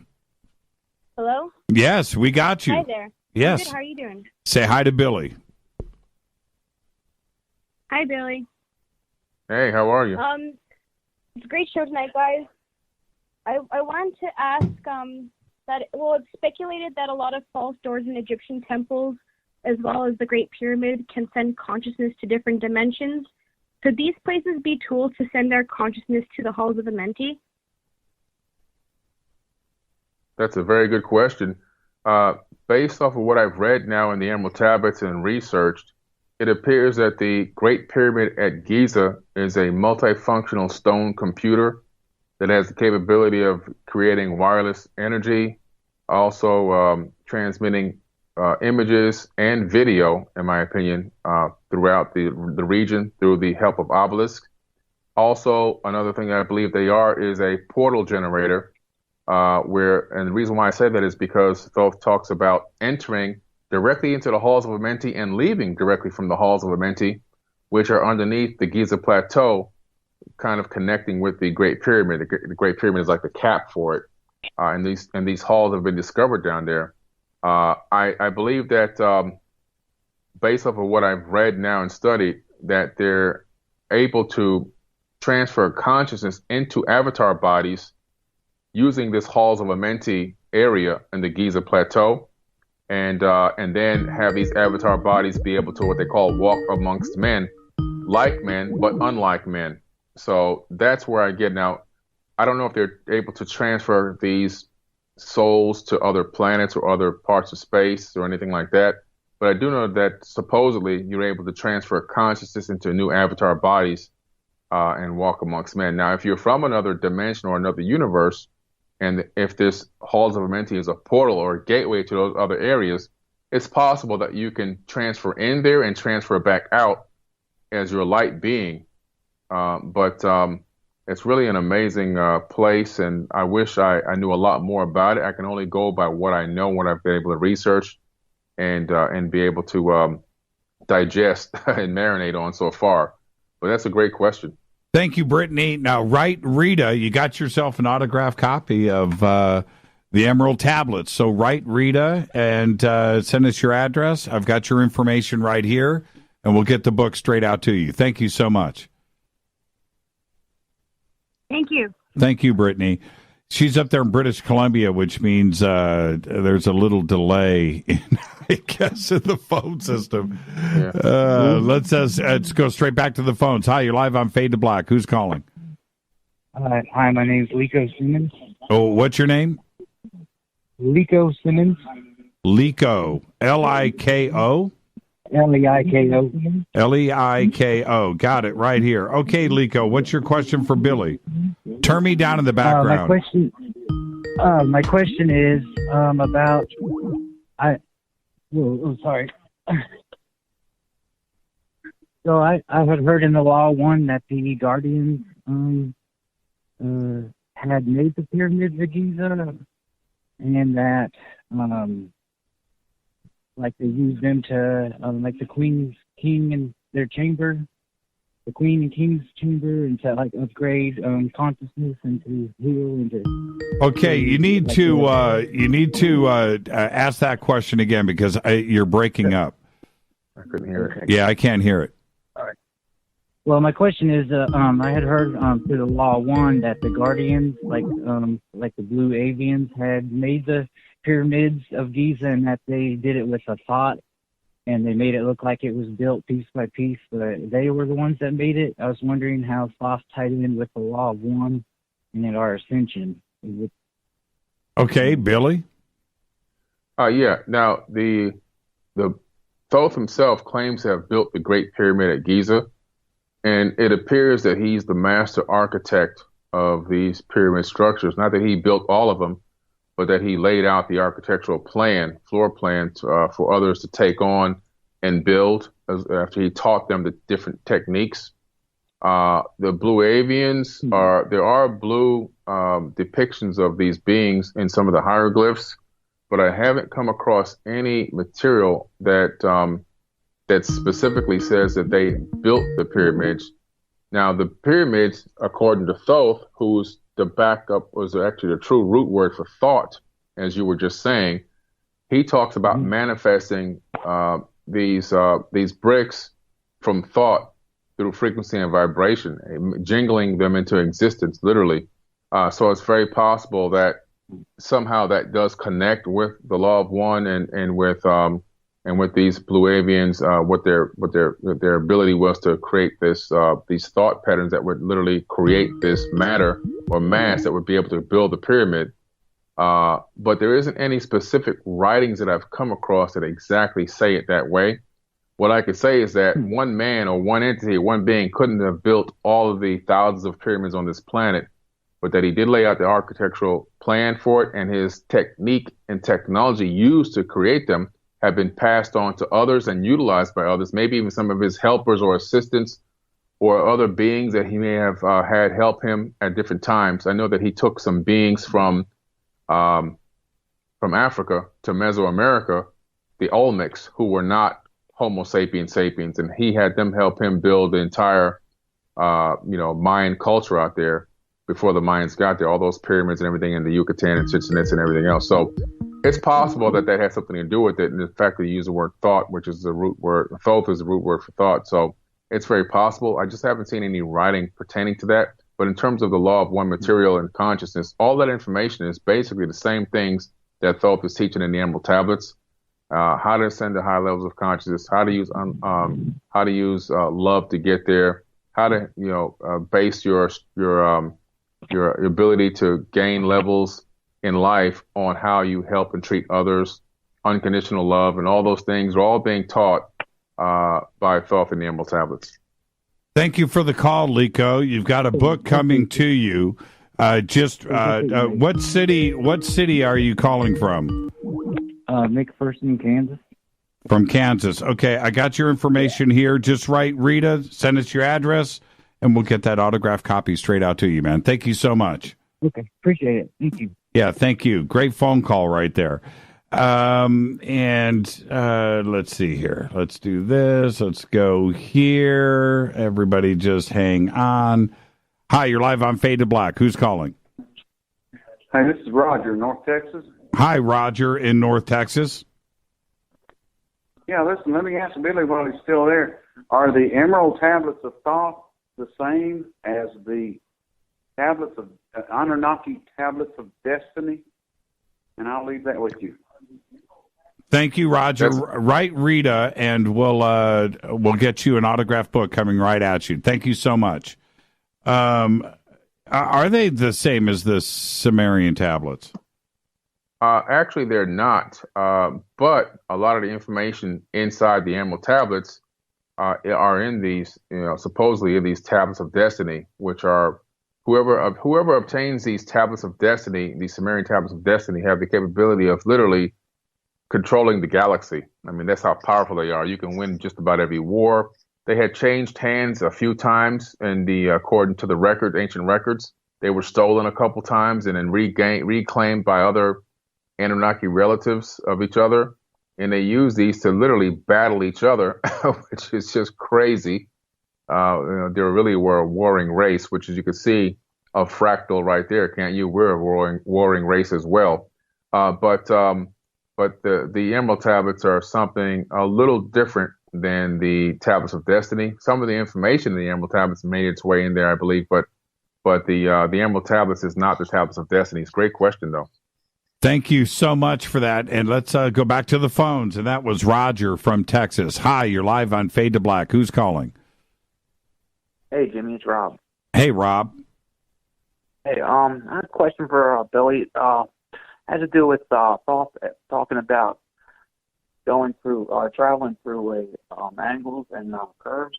I understand that curvature of space and all that stuff, but wasn't exactly sure what he meant by angles. Well, basically, according to theoretical physicists, all dimensions are directly on top of us. In other words, in this universe right now, according to Michio Kaku and other physicists, we have 11 dimensions, and each dimension is not that far away. It's like one Planck unit above us in a 90-degree angle. So Thoth talks about this in the Emerald Tablets. It's crazy. I mean, we're talking about quantum physics and quantum mechanics 36,000 years ago, and he talks about if you break through these angles and access other dimensions, you can get lost if you don't know what you're doing. It's dangerous to stake to the curvature of space-time, and you'll be able to find your way.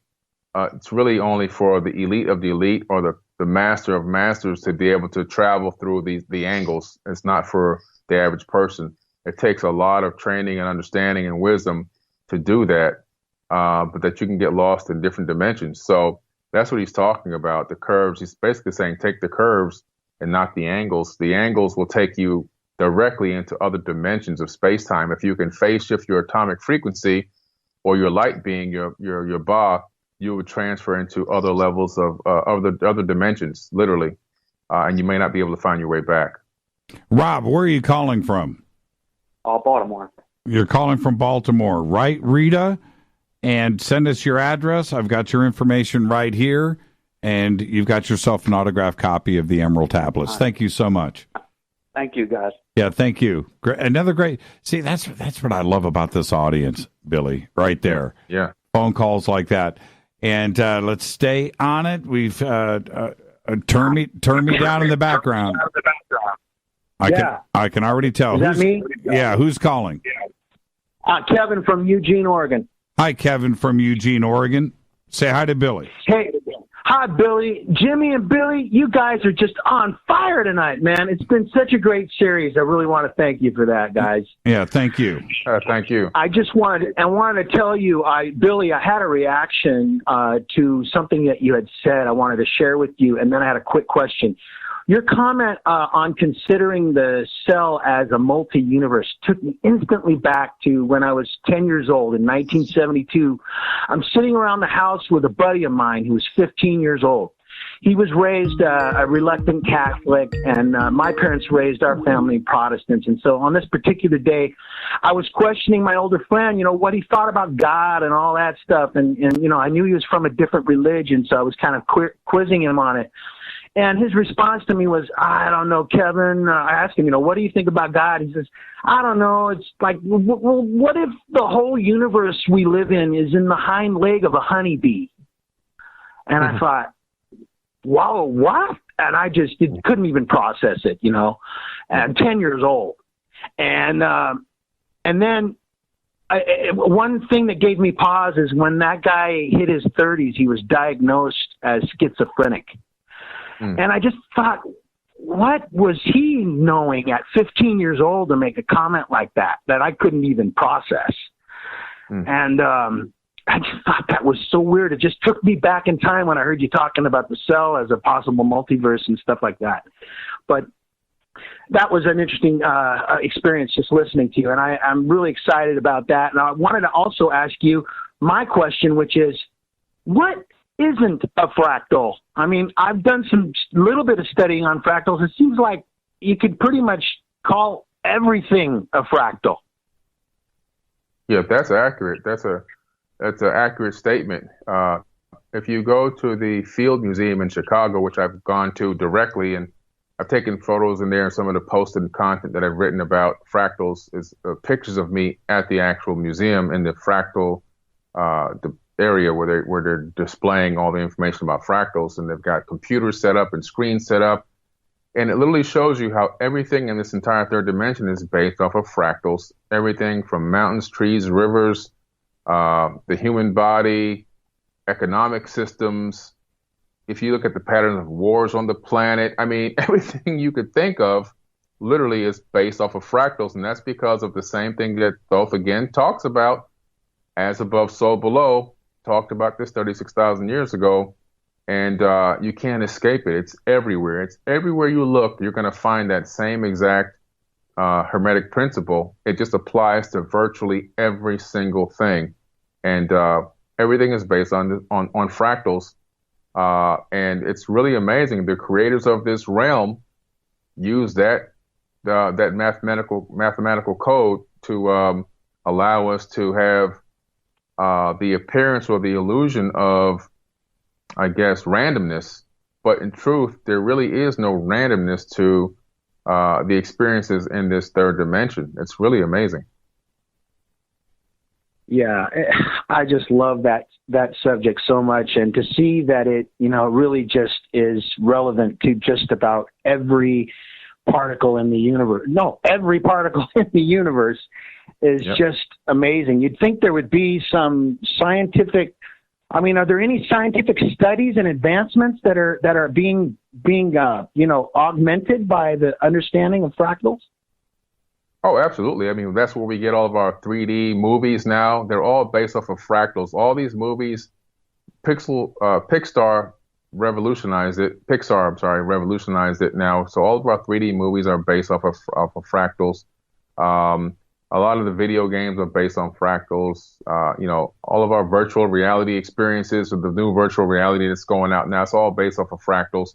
So all this stuff is all based off of fractals now, and it's really going big. I mean, it's going to be included in terms of technology wise, in visual technology. It's going to be included in just about everything, and it's a way for us to really replicate reality. I'm pretty sure that in some way they're going to find a way to use self-immersed virtual realities, kind of like you would see on Star Trek soon, where you're in a holodeck, and that's going to be all based off of fractals. So technology is really gaining up to what we call science fiction, is becoming science reality. Kevin, thank you for the phone call. And Right Rita, I've got your information right here. Right Rita, send us your address, and we'll get you out an autographed copy of the Compendium of the Emerald Tablets. Oh, thanks a lot. I will recommend it too. Thank you. Yeah, thanks, Billy. Thank you. Thank you, Kevin. Have a great night. And let's see here. Man, this is great. I love giving away books. It's so much fun. Let's continue. Hi, you're live on Fade to Black. Who's calling? Hey, this is Lamar. This is who? How y'all doing? It's Lamar. Lamar, how are you, man? I'm all right. How you doing, Jimmy? Hey, Billy? Great. Everything's good, Lamar. Where are you calling from? Hey, calling from Florida. All right. Clearwater. Right on. Yes, sir. So I have a question for y'all. I love y'all show, by the way, man. I listen every night. So I have a question here. It comes with parallel universes. I don't know if it had anything to do with multiverses, but when it comes to parallel universes, do the tablets say anything about them? And if we can sync with them, and would that be called like deja vu? That's a great question, Lamar. Philip talks about this in the Emerald Tablets. Parallel universes are other dimensions where basically a duplicate copy of everything exists, and anything that can happen will happen. And it goes back to something which is a real scientific term called quantum walking. And if you look up quantum walking, which we kind of glazed over last week, I believe, you discover that basically there's a way to walk into different dimensions. Now, on a subatomic level, it's been proven in quantum physics and quantum mechanics, but I really do believe that there are parallel universes with doppelgangers of yourself in them that are vibrating at specific frequencies. And Thoth talks about people or beings being in other realms or other realities at different frequencies. And if you can match the frequency of your parallel universe, you can step or walk right into it. That's science reality if you had the capability of doing that. And I truly do believe that there's a version of me that's not on this call, that's maybe at a beach somewhere in the South Pacific. Sounds great. And there's a version of me that obviously is on this call. So there's two of me at least there, but there could be trillions of me in parallel universes, all doing something different at this exact specific moment. And if one of those doppelgangers of me happens to be on a specific frequency at the same exact time that I'm vibrating in a specific frequency, there's even a possibility that we can cross paths and I can walk into their reality and that other copy of me can walk into this reality. So it's the universe is weird. It's really a very strange place, and pretty much it really is true when you say anything that can happen will happen. It's really a true statement. That's a great question. Thank you for that, man. That enlightened me a lot today. I really appreciate that, guys. Yeah, thank you, Lamar. And just write Rita right now. I've got your information right here. Right, Rita, send us your address, and we'll get you out an autographed copy of the Emerald Tablets. And thank you so much, Lamar. Have a great night. All right, you too. Thanks a lot. Good evening, y'all. Yeah, awesome stuff. Awesome stuff. What a great month on the air, Billy. Yeah, man, I really appreciate it. This was fantastic, and your listeners are fantastic, man. They are very sharp people on the ball. Well, see, the thing is, watching not only Skype tonight, but the amount of email that I've got in the comments, is that everybody was considering this a lesson. This is like going to school. And they were here, they were taking the notes, and they're learning, and that's the thing. That's what they're here for, and I thoroughly, absolutely enjoyed this last month, and I know that, you've got some really, really, really exciting stuff that is about to break out. We'll discuss this on a later show. But is some of this stuff? Are you prepared to talk about it? I could talk a little bit on it right now. I can't expose all of it yet, but I can let your listeners know and the world know that First Class Space Agency is not only it's been formed since 2014, but it's locked and dialed in right now. We are in the process of obtaining a very significant amount of funding. We're talking in the multi-millions, and we're going to be going forward with the creation of several prototypes of devices that we had talked about in the past, which are, the pursuit of perpetual motion and zero-point energy devices, as well as propulsion systems based off of different types of propulsion. So it's going forward full steam ahead, and I'm really excited about it. Have a very big meeting in a couple of weeks to sign some of the final documents and move forward. And I'm really looking forward to coming back on the show and putting out the information. I'm really looking forward to getting that international press release that's going to go out. And it's very possible that I could be the next Tesla. I mean, it sounds a lot, but I'm just telling you, at least I could be the next Elon Musk. In terms of a technology company. So it's pretty exciting stuff, and I'm looking forward to giving some more breaking news in the upcoming weeks and coming back and really letting the people know once everything has been able to made public. Man, it's such exciting news, and I can't wait for that. And we'll be seeing you at not only Contact in the Desert next month, if you can believe it. We're at the middle of April. I hope you got your taxes done. We're at the middle of April. Next month is Contact in the Desert, and then right after that, of course, is our very own Soul Tech, and you'll be presenting there again this year. And it's been very cool seeing you integrate into our community, man, and the way that people look up to you and are constantly turning to you for information. It's very exciting for us. Oh, man, it's been so great. And they really just accepted me, brought me in as a brother, as a family member. And I really appreciate it, man. One of the best things about the conscious community, we have our own little issues and problems here and there with people. They're, maybe not have the clearest agendas. But overall, the conscious community really does embrace people of all walks of life, all races of life, in a very great way, in a very good way, a very positive way. And it feels so good to be a part of something that just allows me to be me, who I am, and not have to worry about, color of skin and all this other crazy stuff. I can just be me and do what I do and be the student and the teacher that I want to be. And everybody embraces it, and we all feed off of each other and learn from each other. It's just an amazing thing. I mean, I'm really happy to be a part of it. And I thank your Fader Knots and your listeners so much for just taking me in and just treat me as one of their own. Thank you so much, Billy, and be safe out there. Thank you for writing the book. The book is great, and we'll be seeing you next month at Contact in the Desert. Thank you so much, my friend. Thank you, man. Thanks for writing the foreword for the book as well. Oh, no, man, I still can't believe. Anyway, thank you for letting me write the foreword to the book. Billy Carson, safe travels, and we'll see you next month right here in California. All right, man. See you later. Have a safe time. Billy Carson. And now the book is simple to get. All you got to do is go to forbiddenknowledge.com. You can click on the links at jimmychurchradio.com. Everything is right there. 1 straight month of Billy Carson and the Emerald Tablets, and it has been absolutely wonderful. The links to the book are also right there in the video description. This is Fade to Black. I'm your host, Jimmy Church, and I'll continue with your phone calls right after the break.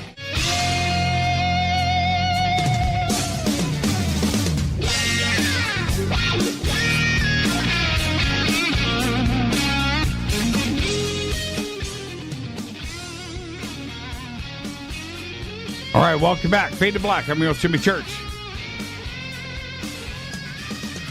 Billy Carson, 1 straight month of the Emerald Tablets. Great show tonight.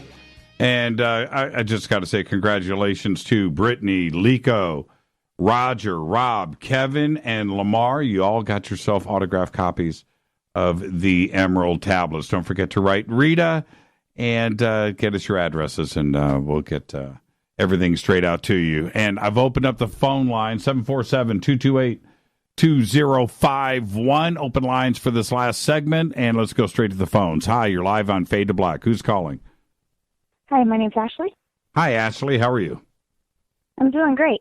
What's on your mind? I wanted to ask you, you mentioned in the first segment about the conflict in Egypt and the tablets being transported to Mexico and the Temple of the Sun. Mm-hmm. I was curious as to if you thought that that conflict may have also been the reason that Egyptian-like artifacts were discovered in the Grand Canyon by the explorer Kincaid supposedly in 1909. Right. Yeah, also Australia as well. Oh, I hadn't heard about Australia. Yeah. Hieroglyphics in Australia. And the whole, what's weird, the short answer is yes, Ashley. The short answer is yes. The flip side is the Kincaid story about finding the cave and the artifacts there and the Smithsonian showing up and collecting everything. And the original news accounts were pretty detailed, right? And completely squashed after that. And, it's always the Smithsonian being involved, too, as well. Exactly. And the future explorations trying to locate that cave have been thwarted, too, as well. And you would think that, today, Ashley, with drones, wouldn't you, forget about being on a boat, but what about taking a drone with a 4K camera or drones and just scouring all over, forget the government, forget everything else, go do it on our own, right? And go and see if we can find where the location of this cave is, and maybe that there is something left, at least that there's proof that the cave actually existed, which I do believe that it did. When you go and read that article, or articles that came out in 1909, it seems like that was a real event. I completely agree. And as an Arizona resident, I would love to try to find it, even though it's technically illegal to go into caves in the Grand Canyon. That's right. But just to find it would be amazing. And I do know there was at least one attempt with a drone. He spoke at Contact in the Desert last year, and I cannot think of his name right now. He actually lives in the town next to the town that I grew up in. I think you're talking about Holloway. No, he's a Hopi elder from the Sedona area. Yeah, but he was part of the expedition. Holloway was running the, and I'm you know what? I just said too much. But yes, he was running the drones. There was about 10. There was about 10 people in that expedition going out and trying to find the cave. Yeah, and then they ended up having battery issues with their drone. Like it lost half the battery in like 2 minutes, even though it was fully charged before that. And yeah, I hope I didn't. They experienced all sorts of interesting issues. I hope I just didn't get somebody in trouble, and I can't believe I let that slip out. But yes, the answer is yes. And I think that's they had the right idea.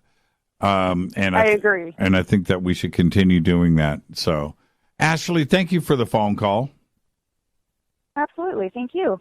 Absolutely great phone call. Thank you so much. We need to go and do just that. We need to go down. I think it's just massive. Drones. You don't need a boat. You don't need backpacks. You don't need to do any of that. Just go and run some drones and get up in there. That's what I think. Let's go back to the phones. Hi, you're live on Fade to Black. Who's calling? Hey, Jimmy. This is Andrew from Olympia. Hi, Andrew. How are you, man? I'm doing great, man. How about yourself? I know the answer is yes. Absolutely. Absolutely. What's on your mind, Andrew? Hey, I was hoping to catch Billy. I think I might have missed him though, right? Yeah, he's gone. Okay, no worries. Anyway, I got a question for you then, mister. What's that? So I need you to tell me about your most memorable moments with Ronnie James Dio. My most memorable moment, Arnie James Dio. Okay. Yeah. Man, I've got 50. I'll tell you. Okay. No, you know what? How's this? You really want? Okay. You want something personal, something really cool? Definitely, yeah. He comes up to me and said, "Man, it's time for dinner. What do you want to eat?"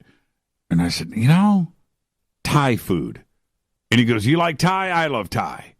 All right, we're having Thai. How cool is that?" And the food, we ordered out, takeout, and I sat and ate Thai food with Ronnie James. So how cool is that? I mean, to have him ask, right? To have him ask is a pretty cool thing. So there you go. There you go. Imagine. Okay, I've got 1 million, but there's one. There you go. Have a great night. Have a great night, Andrew. Hey, you too, Jimmy. Take care. Thank you, man. That's a legit question. You know what? That's a legit question right there. Hi, you're live on Fade to Black. Who's calling? Jimmy, Randy down here. Hey, Randy, what's on your mind, man?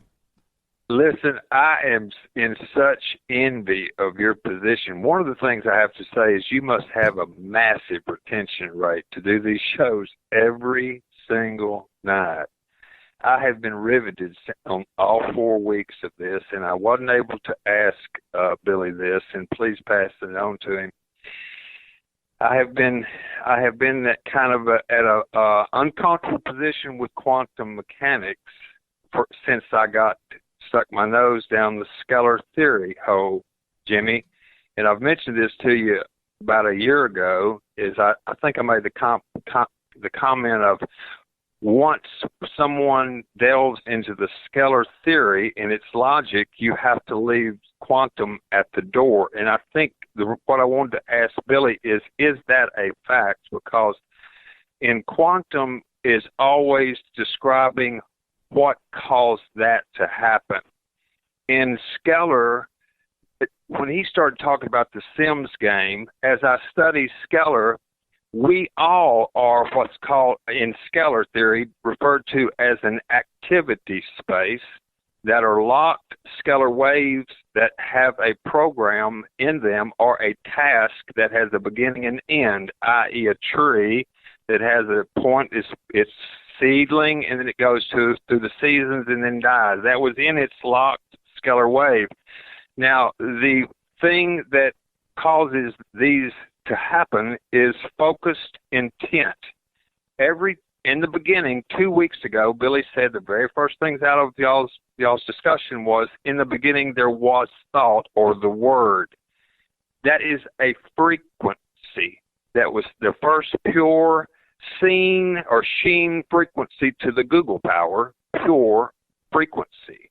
The splinters thereof, if you study these tests of the split theory of the only way to see a subatomic, what we call a particle, in scalar, it's not a particle, but the focused intent, where attention goes, energy flows, other what we call nowadays subatomic particles come to that point of focus, which means your intent of focus is causing the firmament of the universe to respond to your prayer or your thought.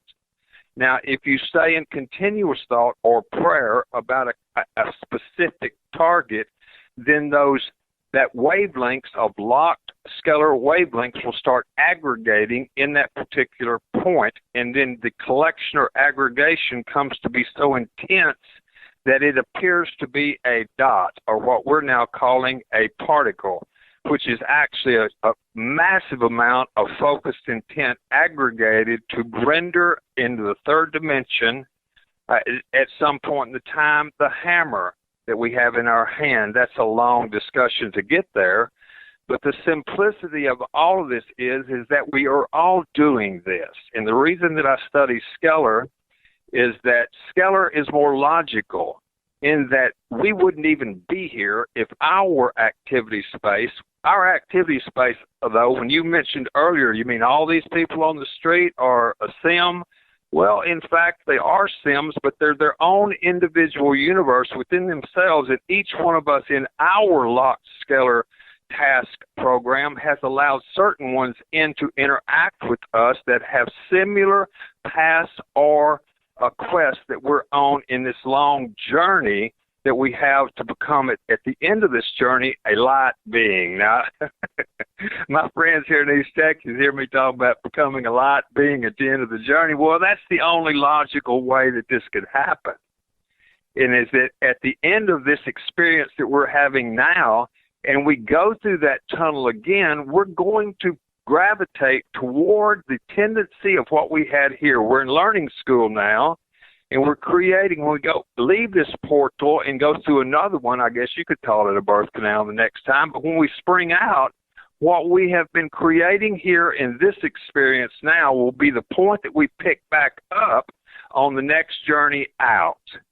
Now, that's just one little aspect of this deal called scalar, Jimmy, and maybe I can pull you off the side and we can stare at, look for UFOs and stuff at this conscious thing happening next month, because I'm going to be coming and visiting a lot of folks, because there's things that we need to do. Billy is the kind of person, and you have talked to so many people, that when this thing that I've been talking to you and read about for a long time, when it becomes mature and we have 5 million people that are just sitting here listening, and we go, Billy needs this next week, and then a nickel from everybody would put Billy. When we finally all entangle and understand the dynamic of what we're going through, I think that we can all do it, but it has to be through education. But Jimmy, thank you so much, and Rita and everybody out there that has the interest enough to understand what's taking place. Once we understand, we can just recreate from the inside out, and these challenges that we're having, this roadblock that we hit, will dissolve from the inside out. And that's my quest. And Jimmy, you're a major part of it, and I'll see it this conquest in the desert, or consciousness in the desert. Safe travels, Randy. We'll see you in about 30 days. Thank you, Jimmy. Thank you, Randy. Behave. Bye. Bye. Ramblin' Randy out there in Texas, gonna come out to contact in the desert. How cool is that? Let's stay on the phones here. Hi, you're live on Fade to Black. Who's calling? Hi, this is David. Hi, David. Where are you calling from? Michigan. What part of Michigan, David? Lower Michigan, right up near the Indiana border. Like Niles, Michigan? Yeah, that's about 15 miles to the west of me. How did I know that? I mean, how many radio shows, how many radio hosts, David, can you call up and he will drop Niles, Michigan on you? No, I was not expecting that at all. I could tell, and I loved every second of it. Niles, Michigan. I used to love driving through Niles. Anyway, I digress. There are people out there right now listening. They're Googling Niles, right? Oh, wow. They are, because it doesn't even sound real, does it? Niles, Michigan. And, but you always knew when you were driving out of Indiana into Michigan, right? You hit Niles and you knew that you crossed the state line. Yep. So just over the line. There you go. David, what's on your mind, man? I was wondering, Mr. Carson, now if you had the mathematics of thought, do you think that should be released now? Oh, you know what? I want you to, because I think okay, ask the question again. No, I know the question. The question was, do you think we should release the mathematics? If we had it, should we release it?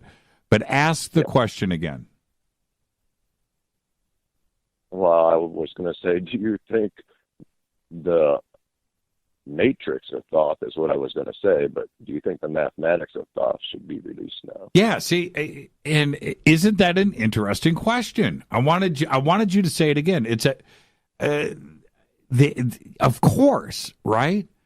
You know, of course, that when things like this start to break out, and when you think of the science fiction of, the 1950s, the 1960s, right, the 1970s, ray guns and parallel worlds and time travel and, traveling to Mars, right, and you know what I mean? All of this is science fact today. Think about where we are today, right? But back in the 50s and they poo-pooed all of that. They made fun of it. They, you know what I mean? And now today, it's all part of science fact. And I always wanted my flying car. We never got it. Well, you know what? And think, what's weird. I talk about the flying cars a lot. And now with drone technology, and I said this like 3 years ago, take the drone and just make it bigger, and we've got our flying car. Forget about everything. What are they doing today, right? What do they do? They are. They are making stuff like that. They certainly are. But if the revelations and the mathematics and the matrix ideas and the astral out of body stuff that Thoth talks about in the Emerald Tablets, it'll get shot down. We've got to fight for it. Eventually it's going to be science fact, right? Well, I know a lot of what you were talking about. I had to turn off a while because I was live streaming on my phone, so I went on hold for a while, so I missed a lot of what you were saying. But everything I was hearing before that, I could relate to. I know exactly. I could have been saying, "Oh yeah, I know what that is." And well, do you have the book? No, I don't. Do you want some easy math type stuff, Tesla, that your listeners can even understand? Well, do you want the book? Oh, absolutely. Then email Rita, and send us your address. I'll send you an autographed copy. How's that? Okay. Take care of it, David. Don't play around. Get it done, okay? I'll send you a book. All right. Okay, thank you. Have a great night. You too. See, that's all you got to do. Just make your call smart. That's all you got to do. Make it smart, like David, right there. Well, all the calls are smart, but you know what I'm saying. I know he needs the book. It's really that simple. David, you got the book. Email Rita, and we'll get one right out to you. Hi, you're live on Fade to Black. Who's calling? Hey, Jimmy. It's Mike from Vegas. Hey, Mike from Vegas. How are you, man? I'm great, thanks. How are you? Come on, man. You know how I am. I know. So I want to make a real fast comment, and then I want to ask you a hard question. The guest was talking about like multiple realities and stuff, and it always freaked me out because like reality is splitting and splitting and splitting and splitting, and the number just, I couldn't wrap my mind around it. Like, it's just too many realities. I can't get it. And this is just as I was driving home, and all of a sudden I thought, well, okay, we kind of think about, we don't understand it, but we think about infinity in time and the universe and stuff. So if I think about multiple realities and multiple universes in that context of infinity, now all of a sudden, even though I don't understand infinity, it still fits. Right. So that was just the thing that just came to me, because I always had a problem with like all these multiple realities, but if there is infinity, then I'm like, okay, I'm good with that now.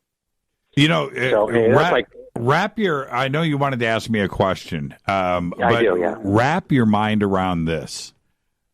At the beginning of the universe, everything was close to itself. Okay? Electrons, photons, gases, things were created, atoms and things turned into things at a very small scale, but they hit each other. They were able to make contact, and all of the interaction went down. Okay? Galaxies, stars, planets, right? Things were created. But now today, and from here forward, the odds of things going down that hasn't already started, I'm talking about fresh interactions, right? As the universe expands, those particles are out flying in a direction, and they'll never hit anything. Okay? That's it. The interaction phase is over. And so that infinity part that we're talking about as the universe expands, and it's just that as it heads out, space is huge. So all of those photons and particles and things and dust, whatever, will not make contact with something else. So it will just be infinity into nothingness. Doesn't that feel weird? It doesn't sit right, does it? Well, it does. No, it does feel weird, but it seems like nothingness and infinity are kind of close cousins. They are close cousins. And if you think about, our galaxy, it's being held together by, gravity. Okay, that's fine. It's going to swirl and stuff. But eventually, our galaxy, with the expansion of the universe, is going to be alone. Alone.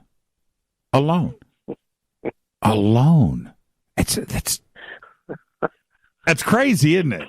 It's crazy, and then eventually, it's a little crazy. And now this is one where I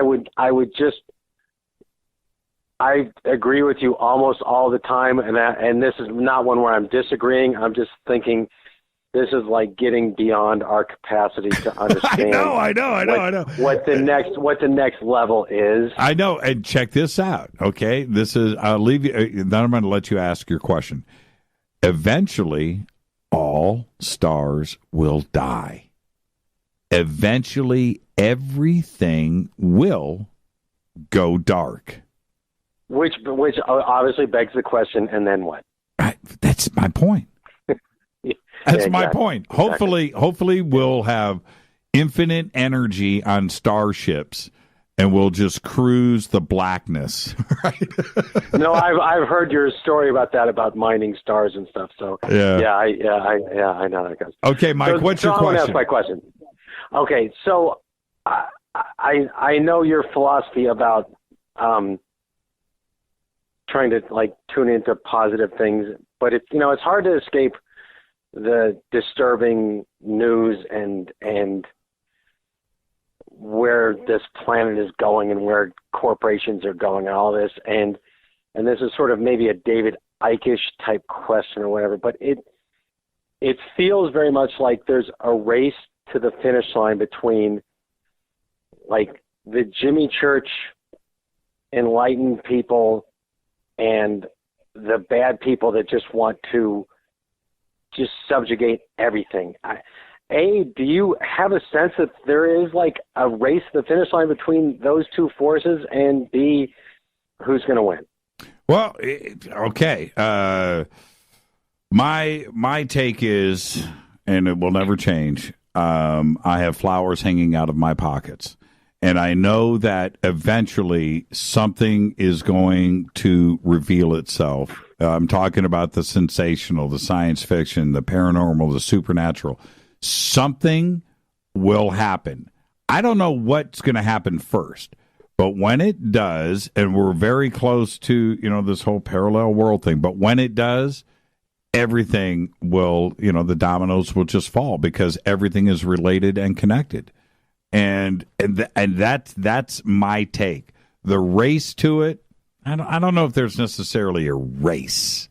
I really don't. I think that things will reveal themselves on their own in a very natural way, organic way, and I'm going to be right there. And I think it's going to be positive in the end. And that's it. That's my take. It's really funny you said that, because I don't know if you remember, I called you about 3 weeks ago, and it was like the story about 8-year-old Mike and the universe being connected. And so, yeah, everything is connected. And well, Mike, I've got to run credits in 5, 4, 3, 2. So I'm going to say have a great night. We'll see you tomorrow. Thanks, Shane. I love you. Bye. Yeah, thank you, Mike. It's a great phone call right there. And with that, right up to the bloody end, another Fader night. Thank you, Billy Carson. 4 straight weeks of Billy and the Emerald Tablets. I want to thank everybody that called in tonight and tweeted and emailed. Got to thank Billy Carson coming in strong. The book is called The Compendium of the Emerald Tablets. Fade to Black's executive producer is Rita Camarion. Show is produced by Hilton J. Palm, Renee, Dennis, and Bob. Announcers are Steve Harder, Gene Vitoa, Mark D. Kovar. Webmaster is Drew the Geek. Music, Doug Aldrich. Intro, Spaceboy, spaceboymusic.com. Fade to Black is produced by KJCR for the Game Changer Network, and syndication is KGRA, The Planet. This broadcast owned and copyrighted 2019 by Fade to Black and the Game Changer Network. It cannot be rebroadcast, downloaded, copied, or used anywhere in the known universe without written permission from Fade to Black or the Game Changer Network. I'm your host, Jimmy Church. Tomorrow night, right here, Our Human Origins with Bruce R. Fenton with a little human hybrids thrown in. Until then, I'm your host, Jimmy Church. Everybody be safe. Go Beckley Tepe.